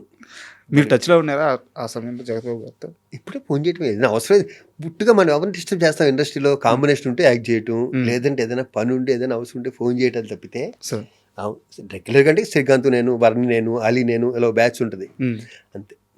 అండ్ ఇందాక శ్రీకాంత్ గారిని ఎందుకు పక్కన పెట్టమన్నానంటే అదేం స్నేహం సార్, బావా అది బ్లడ్ రిలేషన్ మించిపోయింది మీరు. ఏంది ఆ స్నేహం? ఏంది? ఎలా అంత బాగా ఎలా ఇష్టం ఒకళ్ళంటే ఇష్టం. మా ఇద్దరికి బిజినెస్ లేవు, ఎప్పుడు మా ఇద్దరికి బిజినెస్ లేవు. అవును, మా ఇద్దరి మధ్యన కూడా పెట్రోల్ షోలు పెట్టేశారు ఇప్పుడు చాలాసార్లు, ఇద్దరం పట్టించుకోలేదు అంతే. కాబట్టి ఇంతకాలం ఉన్నాం. నాకు ఇంకోసారి చెప్తున్నా, శ్రీకాంత్ ఒక్కడే ఫ్రెండ్ కాదు. వాళ్ళ ఇంట్లో శ్రీకాంత్ అత్తయ్య కానీ, మావయ్య కానీ, శ్రీకాంత్ మదర్ కానీ, శ్రీకాంత్ బ్రదర్ కానీ అందరూ క్లోజ్. దానివల్ల ఎక్కువ మీ ఇద్దరి మధ్య మర్చిపోలేని ఒక ఇన్సిడెంట్ ఏదన్నా కావాలి? కొన్ని వందలు ఉన్నాయి, కొన్ని వందల ఇంటర్వ్యూలో చెప్పేసాను, బోలెన్ ఉన్నాయి. నాకు ఒక్కటి కావాలి అంటే మా వ్యూవర్స్ కోసం, ఇదిరా వాళ్ళిద్దరి మధ్య బాండింగ్ అనే ఒక ఇన్సిడెంట్ ఉంటుంది కదా సార్, ఒకరికొకరు తోడుగా నిలబడింది ఏదో ఒక సందర్భంలో, అలాంటి ఒక ఇన్సిడెంట్ కావాలి. నాకు చాలా పెద్ద గుర్తు చేసుకోకూడదంటే ఇది లింకులు ఉంటుంది దీంట్లో, దగ్గర లింకులు చెప్పాల్సి వస్తుంది. పెద్ద యాక్సిడెంట్, 13 రోజులు కోమా. 20 రోజు తర్వాత నేను మధురనగర్లో ఉండేవాడిని, ఒక డూప్లెక్స్ హౌస్లో. అది ఏమైందంటే నేను వస్తున్నాను, ఇంట్లో వాళ్ళు కంగారు ఉంటుంది కదా, మా మదరో మా అత్తగారో తెలీదు కీ పడేశారు. ఉమ్, ఇప్పుడు నేను ఇంట్లోకి వెళ్తాను లేదు, నేను స్ట్రెచ్చర్ మీద తీసుకొచ్చాను దీని మీద, ఇంట్లోకి వెళ్ళటానికి లేదు. పాలు కొట్టే పగిలే తాళాలు కూడా కదా, మొత్తం డోర్ తీసే అంతే కదా. సెక్యూరిటీ లాక్కుంటుంది కదా, ఉమ్. అలాంటిది. వీడు ఎంత ముందోడంటే ఈ పక్క గేట్ ఎక్కి మనిషి అందదు, ఉమ్, అక్కడి నుంచి పడితే అయిపోతున్నాం. 4వ అంతస్తునే ఉండేది, ఉమ్, దాన్ని పట్టుకుని మొత్తానికి పైకెక్కి ఆ డోర్లోంచి వెనక నుంచి మెయిన్ గేట్ దగ్గర, మెయిన్ డోర్ దగ్గరికి వచ్చి ఆ లోపల లాక్ ఓపెన్ చేశాడు. బా.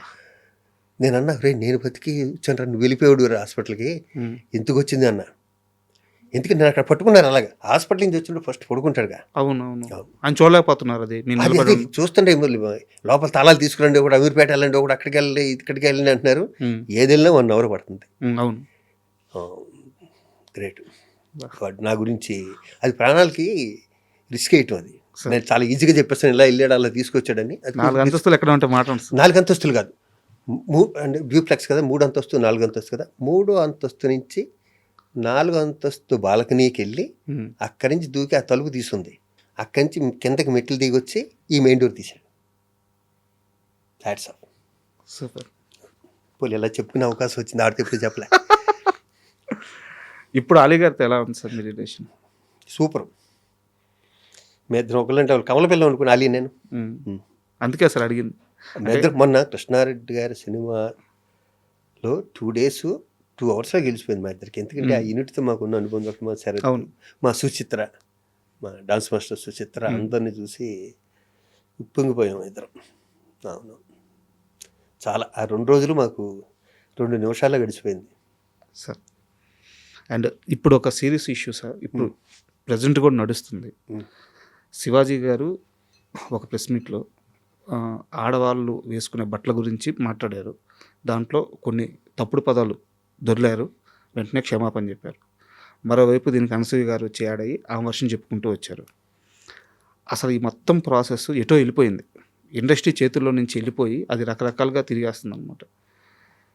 ఏం నడుస్తుంటే మీరు ఏం అబ్జర్వ్ చేశారు ఇక్కడ? ఎవరిది తప్పు అంటే మనం జడ్జి చేయొచ్చా చేయకూడదా? నేను చెప్పలేను, కానీ ఇద్దరికీ మాట ఒకటి చెప్పిన, ఇద్దరు నాకు కావాల్సిన వ్యక్తులే, ఇద్దరికే చెప్పిన, నోట్లోంచి బయటకు మాట చాలా జాగ్రత్తగా ఉండాలి కదా. వన్స్ బయటికి వెళ్ళిపోయాక, పబ్లిక్లోకి వెళ్ళిపోయాక ఎవరి కాళ్ళు పెట్టేసి ఇంకా ఎవరి కాళ్ళు ఇష్టం వచ్చేట్టు మాట్లాడేస్తున్నారు, అసలు దారుణంగా మాట్లాడుతున్నారు. ఇద్దరు ఏం చేయాలంటే, ఫస్ట్ వాళ్ళ బర్త్డేలు వస్తాయి కదా, నాకు ఇద్దరు పరిచయం ఉంది కాబట్టి వాళ్ళ బర్త్డేలకి ఒక 100-150 రగ్గులు తీసుకుని బట్టలు లేకుండా రోడ్డు పక్కన పడుకుంటారు కదా పాపం, లేని వాళ్ళు వీళ్ళును, వాళ్ళందరికీ కప్పేసి వచ్చేస్తే ఈ పాపరక్షణ జరిగిపోద్ది, అది కూడా ఊరుకుంటారు. అది నేనైతే అదే కోరుకుంటున్నాను. నాకు ఇప్పుడు వచ్చిన ఐడియా ఏంటంటే, ఓల్డ్ సిటీ నుంచి ఇక్కడ దాకా ఇద్దరు ఫైనాన్షియల్గా వెల్ సెటిల్ కదా, ఇద్దరూ మంచోళ్ళే. అంతే, వెళ్ళి హ్యాపీగా ఎవరైతే బట్టలు లేకుండా రోడ్డు పక్కన పడుకున్నారో వాళ్ళందరికీ ఆ బర్త్డేలు లేకపోతే పిల్లల బర్త్డేలు వస్తే నన్ను కూడా రమ్మంటే నేను వస్తాను. నేను ఒక 50 రగ్గులు నేను కూడా స్పాన్సర్ చేసి వాళ్ళతో కూడా నేను కూడా కప్పొస్తాను. నా బర్త్డేలకు ఎప్పుడు నేను చేసే పని అది. ఈ క్యాన్సర్ హాస్పిటల్ ఉంది కదా, అక్కడ అందరికీ నేను బట్టలు పెడతాను, అందరికీ భోజనం పెడతాను. అది శివాజీ రాజా గారిని ఫైనాన్షియల్గా కాపాడింది బుల్లితెర, వెండితెర, లేకుంటే ముందు జాగ్రత్తగా కొనిపెట్టుకున్న ఆస్తుల? 3 ఒకటి చెప్పాలి. 3 నిజంగా చెప్పనా, నేను బుల్లితెరలో చేసిన తక్కువే. నన్ను కాపాడింది నిజంగా చెప్పాలి అంటే, ఒకటే చెప్పాలంటే, నన్ను కాపాడింది వ్యవసాయం. నాకు వ్యవసాయం అంటే ప్రాణం, పిచ్చి. అది 100 గజాల 200 గజాల ఎంత అన్నది నాకు అనవసరం, ఫస్ట్ అక్కడ మొక్కలేసేయాలి. టమోటా వచ్చింది అనగా అర్ధరాత్రి 12 గంటలకి వెళ్ళి లైట్ వేసి చూసే మూర్ఖపు వ్యవసాయదారుల్లో నేను ఒకడిని. నేను మణికొండ సెంటర్లో వ్యవసాయం చేశాను, చాలాసార్లు చెప్పాను. ఆ వ్యవసాయం అంటే ఇష్టం వల్ల ఆ మొయినాబాదు లేకపోతే ఆ శంకరపల్లిలోను ఎక్కడో ఒక్కొక్క ఎకరం 2 ఎకరాలు కొనుక్కోవటం, దాంట్లో వ్యవసాయం చేసుకోవడం రావటం, అది కొనదానికి 10 ఇంతలు అవ్వటం, అలా ఫైనాన్షియల్గా సెట్. నాకు వ్యవసాయం అన్నది నన్ను కాపాడింది.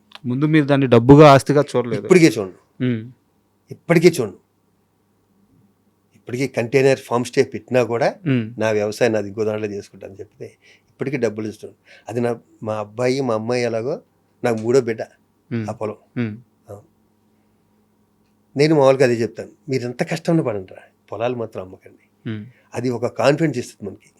పొలం అన్నది అసలు మన పొలంలో పండిన పంట, మన మట్టి, మన పురుగు, మన పేడ, మన పండు, ఇది మనది. అది 100 గజాలైనా కూడా ఆ తృప్తి నాకుంది. ఆ తృప్తి. ఇన్ని ఇంటర్వ్యూలు చూశాను సార్. మీకు ఇలా యాక్చువల్గా నేను చాలా తెలివిగా ఇండైరెక్ట్గా అడిగాను మీ ఆస్తుల గురించి చెప్పమని చెప్పేసి. అందరూ మేము అక్కడ అంత కొన్నాం ఇప్పుడు ఇంత అయింది అన్నారు, కానీ ఆస్తిని ఇలా అమ్మలాగా చూసే మాటలు మీ నుంచి ఫస్ట్ టైం వింటున్నాను. అంటే మీరు ఎక్కడా కూడా నా ల్యాండ్ రేటు చెప్పట్లేదు, నా మట్టి అంటున్నారు, నా పంట అంటున్నారు. ఎమోషన్. ల్యాండ్కి రేట్ ఏముంటుంది, రేపు పడిపోవచ్చు, కానీ ఆ మట్టిపోదు.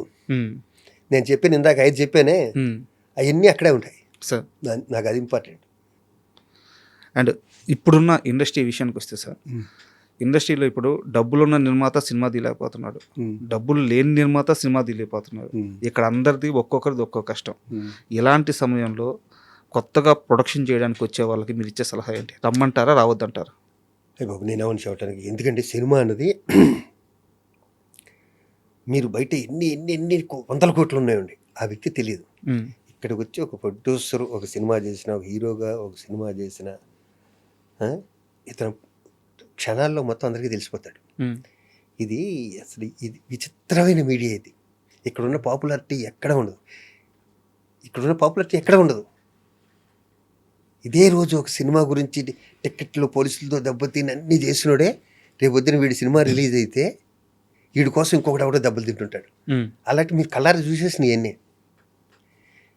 సినిమా తీస్తాను అని వచ్చినోడిని వద్దని చెప్పడం నేనేమనండి కదా. ఇక్కడ ఎంతమంది బాగుపడ్డారు, ఎంతమంది రామానాయుడు గారిని ఇన్స్పిరేషన్గా తీసుకుని ఎంతమంది రాలేదు, చిరంజీవి గారిని ఇన్స్పిరేషన్ తీసుకుని ఎంతమంది రాలేదు. ఇక్కడ వద్దని చెప్పడానికి నేనేమన్నా, రావాలనే అంటాను,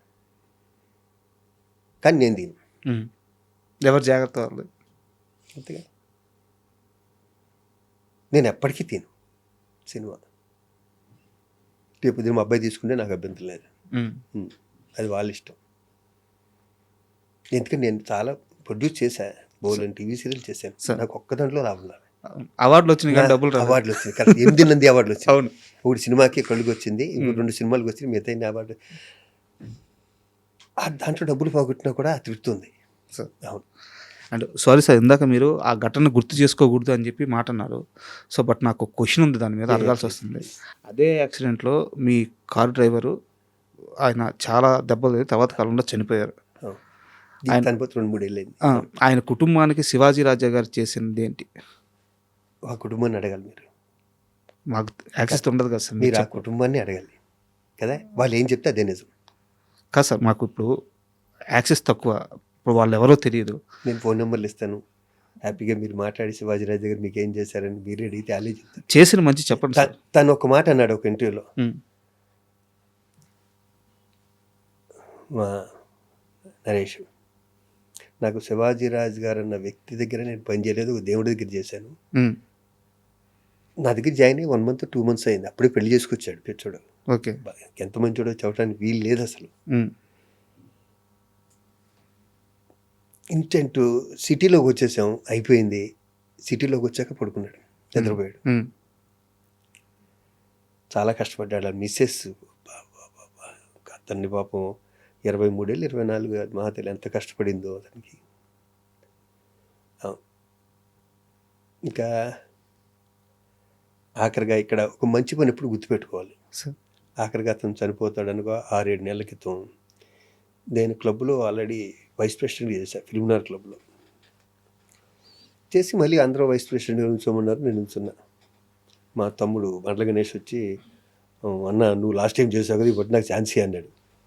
అది కాదురా, లాస్ట్ టైం హైయెస్ట్ మెజార్టీ నిలబెట్టాను, నన్ను గెలిపించారా, మళ్ళీ ఉండమంటున్నారు, వైస్ ప్రెసిడెంట్ కదా అన్నాను. లేదు లేదు నేను ఉంటాను అన్నాడు. ఓ పని చేద్దాం, పక్కన స్కూల్ ఉందిరా, నేను 5 లక్షలు ఇస్తాను, నువ్వు విత్డ్రా అయిపో. అన్న నేను 5 లక్షలు కానీ ఎక్కువ ఇస్తాను, నువ్వు విత్డ్రా అయిపోతావు అన్నాడు. సరే నువ్వు ఎలా చెప్తే అలా అన్న. ఆ స్కూల్ దగ్గరికి నేను, శ్రీరాము, గణేష్ ఎవరెవరు మొత్తానికి ఆ స్కూల్ దగ్గరికి వెళ్తే, సార్ మాకు చాలా ఫండ్స్ ఉన్నాయి సార్ అన్నాడు. పక్కన ఆనుకుని ఉంటుంది.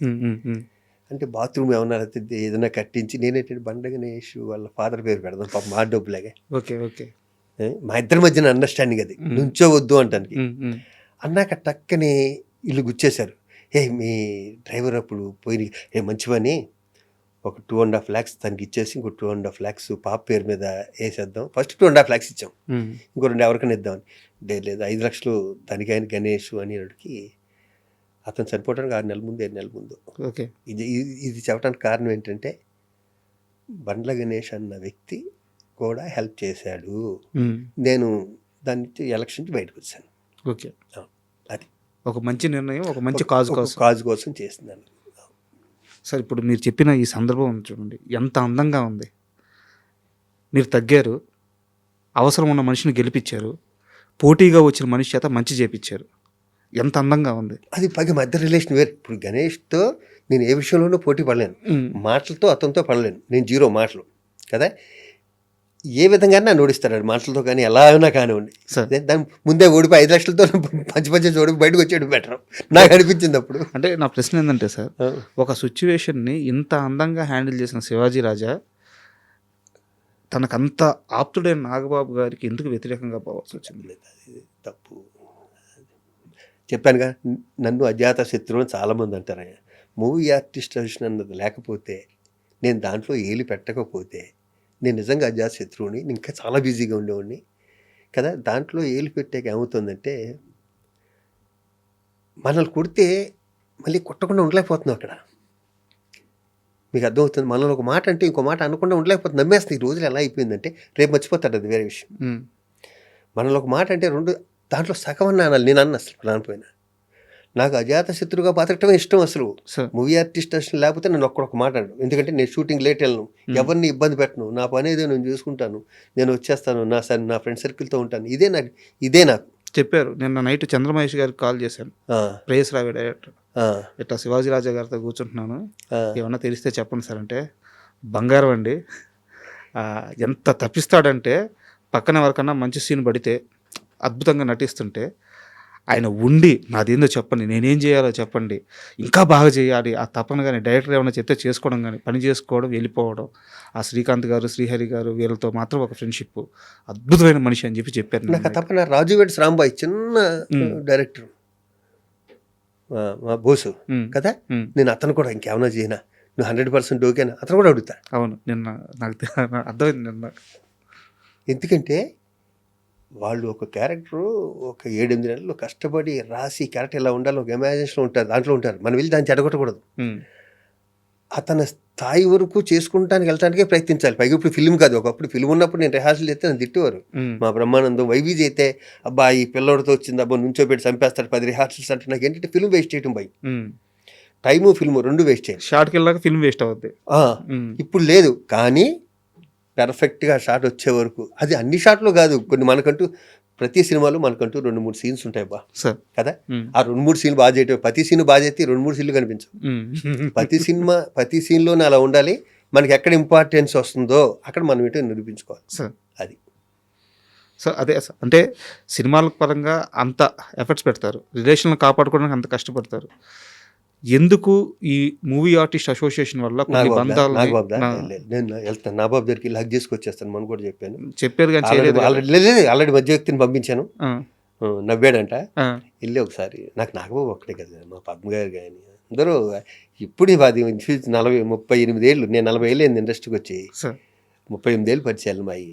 ఒక మూవీ ఆర్టిస్ట్ స్టేషన్ ద్వారా మా రిలేషను ఇది జాగ్రత్తగా ఉండాలి, ఇది కదా, స్లిప్ అవ్వకూడదు. అలా స్లిప్ అవడం వల్ల దూరం అయిపోయి ఇద్దరం. నేను వెళ్తా, వదిలేను కదా. నేను నా బాబు దగ్గరికి వెళ్ళి మీకు ఫోటో పెడతాను, మీకు నేను వెయిట్ చేస్తాను. ఎందుకంటే మా బంగారం అది. మీ స్నేహాలన్నీ చాలా అద్భుతమైన స్నేహాలు. దరిద్రం అదే, ఈ 2 ఏళ్ళు 3 ఏళ్ళు కాదు ఇవి, ఒక 30 ఏళ్ళ నుంచి 20 ఏళ్ళ నుంచి 25 ఏళ్ళ నుంచి నిలబడ్డ స్నేహాలు ఇవన్నీ. నాకు మిమ్మల్ని చూసినప్పుడల్లా నాకు సినిమాల పరంగా శివాజీ రాజా, యాక్టింగ్ పరంగా శివాజీ రాజా ఒక రాములాగా కనిపిస్తాడు. ఎప్పుడైతే మూవీ ఆర్టిస్ట్ అసోసియేషన్ అని వచ్చేస్తుందో ఒక అపరిచితుడు వచ్చేస్తాడు. ఎందుకంటే మీరు దాన్ని బలంగా నమ్మేశారు, ఇక్కడ ఉంటే మనుషులకు సేవ చేయాలి అని చెప్పేసి. అక్కడ ఇంకా దాన్ని మీరు ఏవి పట్టించుకోరనమాట. అదే ప్రాబ్లం అయింది. మీరు ఒప్పుకుంటారా? నేను ఒప్పుకుంటా 100%. మీరేం అబ్జర్వ్ చేయకుండా ఆ డీప్కి వెళ్ళిపోవటం వల్ల ఏంటంటే నాకు ఎంత దరిద్రం అంటేనండి, నాతో పాటు నా ఫ్రెండ్స్ కూడా ఇబ్బంది పెట్టా. నాతో పాటు నేను కాదంబరి కిరణ్ కుమార్ని ఇబ్బంది పెట్టా, శ్రీకాంత్ గారిని ఇబ్బంది పెట్టారు. శ్రీకాంత్ని ఇబ్బంది పెట్టా, అవును. ఏడి శ్రీరాముని, నా పక్కన వాళ్ళందరూ నా కమిటీ మెంబర్స్ ఉంది. ఏమంటే ఒక భార్యకి గుచ్చుకుంది, ఉమ్, చిన్న ఆర్టిస్టు, అంటే రోజుకి ఒక 1000, 1500, 2000 సార్. తీసుకునే ఆర్టిస్టు. నాకు ఫోన్ వచ్చింది, ఉమ్, ఏమంటే ఇలాగ మామిడికిలో గుచ్చుకుంది అని. అపోలో కార్డు తీసి పక్కన పెట్టినప్పుడే వచ్చేస్తాను. కారులో మా డ్రైవర్ని వీళ్ళని నిద్ర లేపి ఉమ్, శ్రీరాముని వీళ్ళని యూసఫ్ కూడా ఇలా సందులు నెత్తుకుంటూ వెళ్ళా. అది తాగేసి అలా కూర్చున్నాడు, నా కోసం వెయిట్ చేస్తాను. ఫోన్ చేసి వాళ్ళ ఆవిడకి కారులో దిగుతాడు, తీయాలి కదా సార్ ఆడు. మీరు పరిగెత్తుకుంటూ వెళ్ళారు. నేను పరిగెత్తుకుంటూ వెళ్ళి కారులో ఎక్కించుకుని నేను వచ్చి కూడా తాగుతుండే. ఏమంటే తీస్తాడా ఓయ్, శివాజీ గారు? తీస్తాడమ్మా. నువ్వేంటే రావాలిగా హాస్పిటల్కి అన్నాను. మీరు వచ్చారు కదండి అన్నాడు సార్ వాడు. ఉమ్, అన్నాక నన్ను శ్రీరామ్ వాళ్ళు తిట్టారు, వెళ్తుంటే బుద్ధి ఉందా నీకు? తిట్టవే అంటారా, అన్ని పట్టుకు తిట్టాలి కదా నువ్వు. ఉమ్, అంటే ఫస్ట్ ఆవిడ సేవ్ చేసేద్దాం ఉంటున్నారు కానీ ఆయన తిట్టాలన్నా నాకు సెకండ్ ఉమ్, కోపం వస్తుంది, ఆయన తిట్టాలి సెకండ్. అలాగే ఎవరికి ముళ్ళు గుచ్చుకొని వెళ్ళేవాడిని. మరి ఏ బ్యాక్గ్రౌండ్ లేకుండా వచ్చిన నన్ను ప్రెసిడెంట్ ఇక్కడ యునానిమస్గా చేయటం అన్నది కూడా ఎన్ని చేయటం వల్లగా, లేకపోతే చేయరుగా. సార్. అంతేగా, ప్రెసిడెంట్ 2 సార్లు సెక్రటరీ, ట్రెజర్లు, వైస్ ప్రెసిడెంట్లు అన్నీ చేశానంటే సార్, వితౌట్ బ్యాక్గ్రౌండ్ వచ్చి ఏమీ చేయకపోతే ఎందుకు చేస్తారండి? అప్రోచ్. ప్రతి వాడికి చెప్పానుగా, ఉమ్, ప్రతి వాడికి నా దగ్గర రావాలంటే చాలా ఈజీ వాళ్ళకి. సార్. అవును. ఒకసారి మీరు అంటే ఇది ఏ నీడ్ కోసం వెళ్ళారో నాకు తెలియదు. ఆ, ప్రభాస్ గారిని ఈవెంట్కి రమ్మని పిలవడానికి వెళ్తే ఆ. ఎందుకు డార్లింగ్, అయ్యేది 2 కోట్లే కదా, నేను ఇచ్చేస్తా అన్నారు. అన్నారా? చూసా, ఇలాంటి వ్యక్తులు బోలంత మంది ఉన్నారు. ఏ సందర్భం సార్ అది? ఇదే ఓల్డ్ ఏజ్ హోమ్కి. ఆ. ఓల్డ్ ఏజ్ హోము ఉమ్, ఇన్ని మంచి పనులు చేస్తున్నావు కదా శివాజీ, ఓల్డ్ ఏజ్ హోమ్ ఎందుకంటే గోల్డ్ ఏజ్ హోమ్ అని పెట్టి ఉమ్, మా ఎస్వి కృష్ణారెడ్డి గారు నా చాలా ఇష్టం, మా ఇద్దరు రిలేషన్. ఆయన కూడా తీసుకొచ్చి ఆయన దీంట్లోకి ఉమ్, ఉమ్, ఉమ్. తీసుకొచ్చి ఆయన వైస్ ప్రెసిడెంట్ చేసి నేను ఆయన కూడా ఇబ్బంది పెట్టాను దీంట్లో. అంటే ఏ సందర్భంలో అడిగారు మీరు ఈవెంట్కి అదే రమ్మని? చిరంజీవి గారిని వెళ్ళి వచ్చేసాక ఆ. చిరంజీవి గారి డాలస్లో ప్రోగ్రామ్ చేసాం. ఓకే. ఒక 30 మంది ఆర్టిస్టులు తీసుకెళ్ళి నేను ప్రెసిడెంట్గా ఉండగా చేసి వచ్చాక ఇంకో ప్రోగ్రామ్ చాలు, వెంటనే ఇంకో ప్రోగ్రామ్ దేనికి వేరే వాళ్ళు లండన్లోనే ఎక్కడో ఒప్పుకున్నారు. సార్. ఎవరు ఒప్పుకుంటే ప్రభాస్ గారు వస్తే మేము తెస్తామండి ఉమ్, ఒక ప్రోగ్రామ్ కోటి ఇలా. నాకు మహేష్ బాబు గారు అసలు ఒప్పుకోడు కదా, ఆయనతో కూడా ఒప్పించా. ఉమ్. వెంటనే ఈయన ఎందుకు ఆ డబ్బులు ఇచ్చేస్తాను డార్లింగ్. 2 కోట్లు. ఇంతసేపు డిస్కషన్ కూడా లేదు, ఎలాగైనా ఒకటే ముక్క. ఉమ్, ఇదిగో ఈ ప్రోగ్రామ్ చేశాను, చిరంజీవి గారిని పట్టుకుని మీరు వస్తే ఎంత వస్తుంది, ఎందుకు నేను ఇస్తాను కదా, మంచి పనే కదా మీరు చేసేదని. ఉమ్, అన్నీ పోగొట్టేసుకున్నాం తెలుసా. ఈగోలికి పోయి అసోసియేషన్లోను ఈ పట్టి ఓల్డ్ ఏజ్ హోమ్ వచ్చేసేది. సార్. ఏం ఆఫీస్ కూడా అలాగే ఉంది, ఏ మార్పు లేదు, అన్నీ అయ్యాయి, ఉమ్, అవుతాయి. పాజిటివ్గా ఉందో ఎందుకు అవ్వు సార్. కదా. ఇప్పుడున్న అసోసియేషన్ గురించి మీరు అడగొద్దన్నారు, నేనేం అడగట్లేదు. అడుగు. ఒకటే ఒక క్వశ్చన్. ఉమ్. మాకి సొంత ఎందుకు అడగొద్దన్నా చెప్పనా? ఆ, మోహన్ బాబు గారి వాళ్ళు అడగొద్దన్నా. ఆయన నన్ను విపరీతంగా నమ్మి నన్ను సెక్రటరీని చేశాడు. ఉమ్, నేను ఎంత కష్టపడ్డానో మోహన్ బాబు గారు చూశారు. ఉమ్, మోహన్ బాబు గారు ఎలా ఫండ్ తీసుకొచ్చాడో కొట్టారు, నేను చూశాను ఉమ్, కదా. ఉమ్, ఉమ్. వాళ్ళ తాలూకు మనుషులు ఉన్నారు కాబట్టి నేను అడగొద్దాను. నేను ఆయన దగ్గర గౌరవం పోగొట్టుకోకూడదు, అడిగి ఓకే కదా. వాళ్ళకి చేయలేనే ఉంది, ఉమ్, పక్కన తొప్పడాగాలు ఉంటారు కొంతమంది, ఉమ్, వాళ్ళకి ఏమీ తెలియదు, వాళ్ళు సినిమాల్లో కనిపించరు, ఎక్కడో కనిపించరు. ఉమ్, వాళ్ళు మాటలు నమ్మొద్దని మాత్రం నేను చెప్తాను మా ఫ్యామిలీకి. ఉమ్. అవును, బాగుపడుతుంది, అప్పుడు అసోసియేషన్ బాగుపడుతుంది. అంతకన్నా ఒక్క మొక్క కూడా నేను చెప్పను.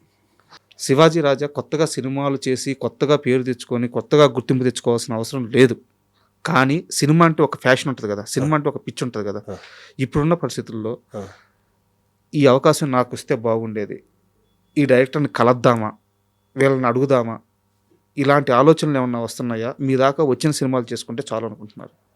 రాత్రి వంశీ గారికి సన్మానం జరిగింది సార్. పెద్ద వంశీ గారికి.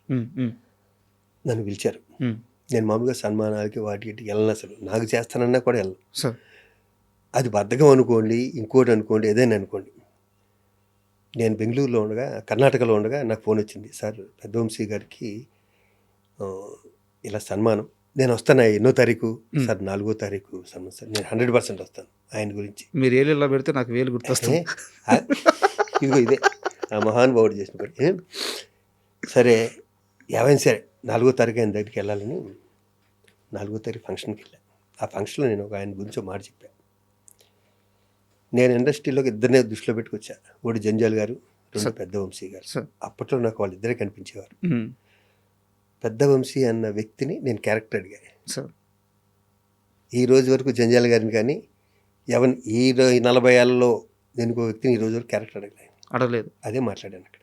మ్మ్. అందుకని చెప్పాను, ఈ రోజు వరకు మీరు ఇందాక అన్నారు వాళ్ళకి ఫోన్ చేసి వీళ్ళు ఫోన్, నాకు అవసరమే లేదు, నాకు వచ్చింది చేస్తా మ్మ్. కదా. నాకు రాని దానికోసం నేను ఆఫీసులకి వెళ్ళి వాళ్ళకి ఫోన్లు చేసి వేరే వాడి క్యారెక్టర్ కొట్టేసి ఆడు మనల్ని తిట్టుకుని, ఇది నా కెరీర్లో లేదు, సార్.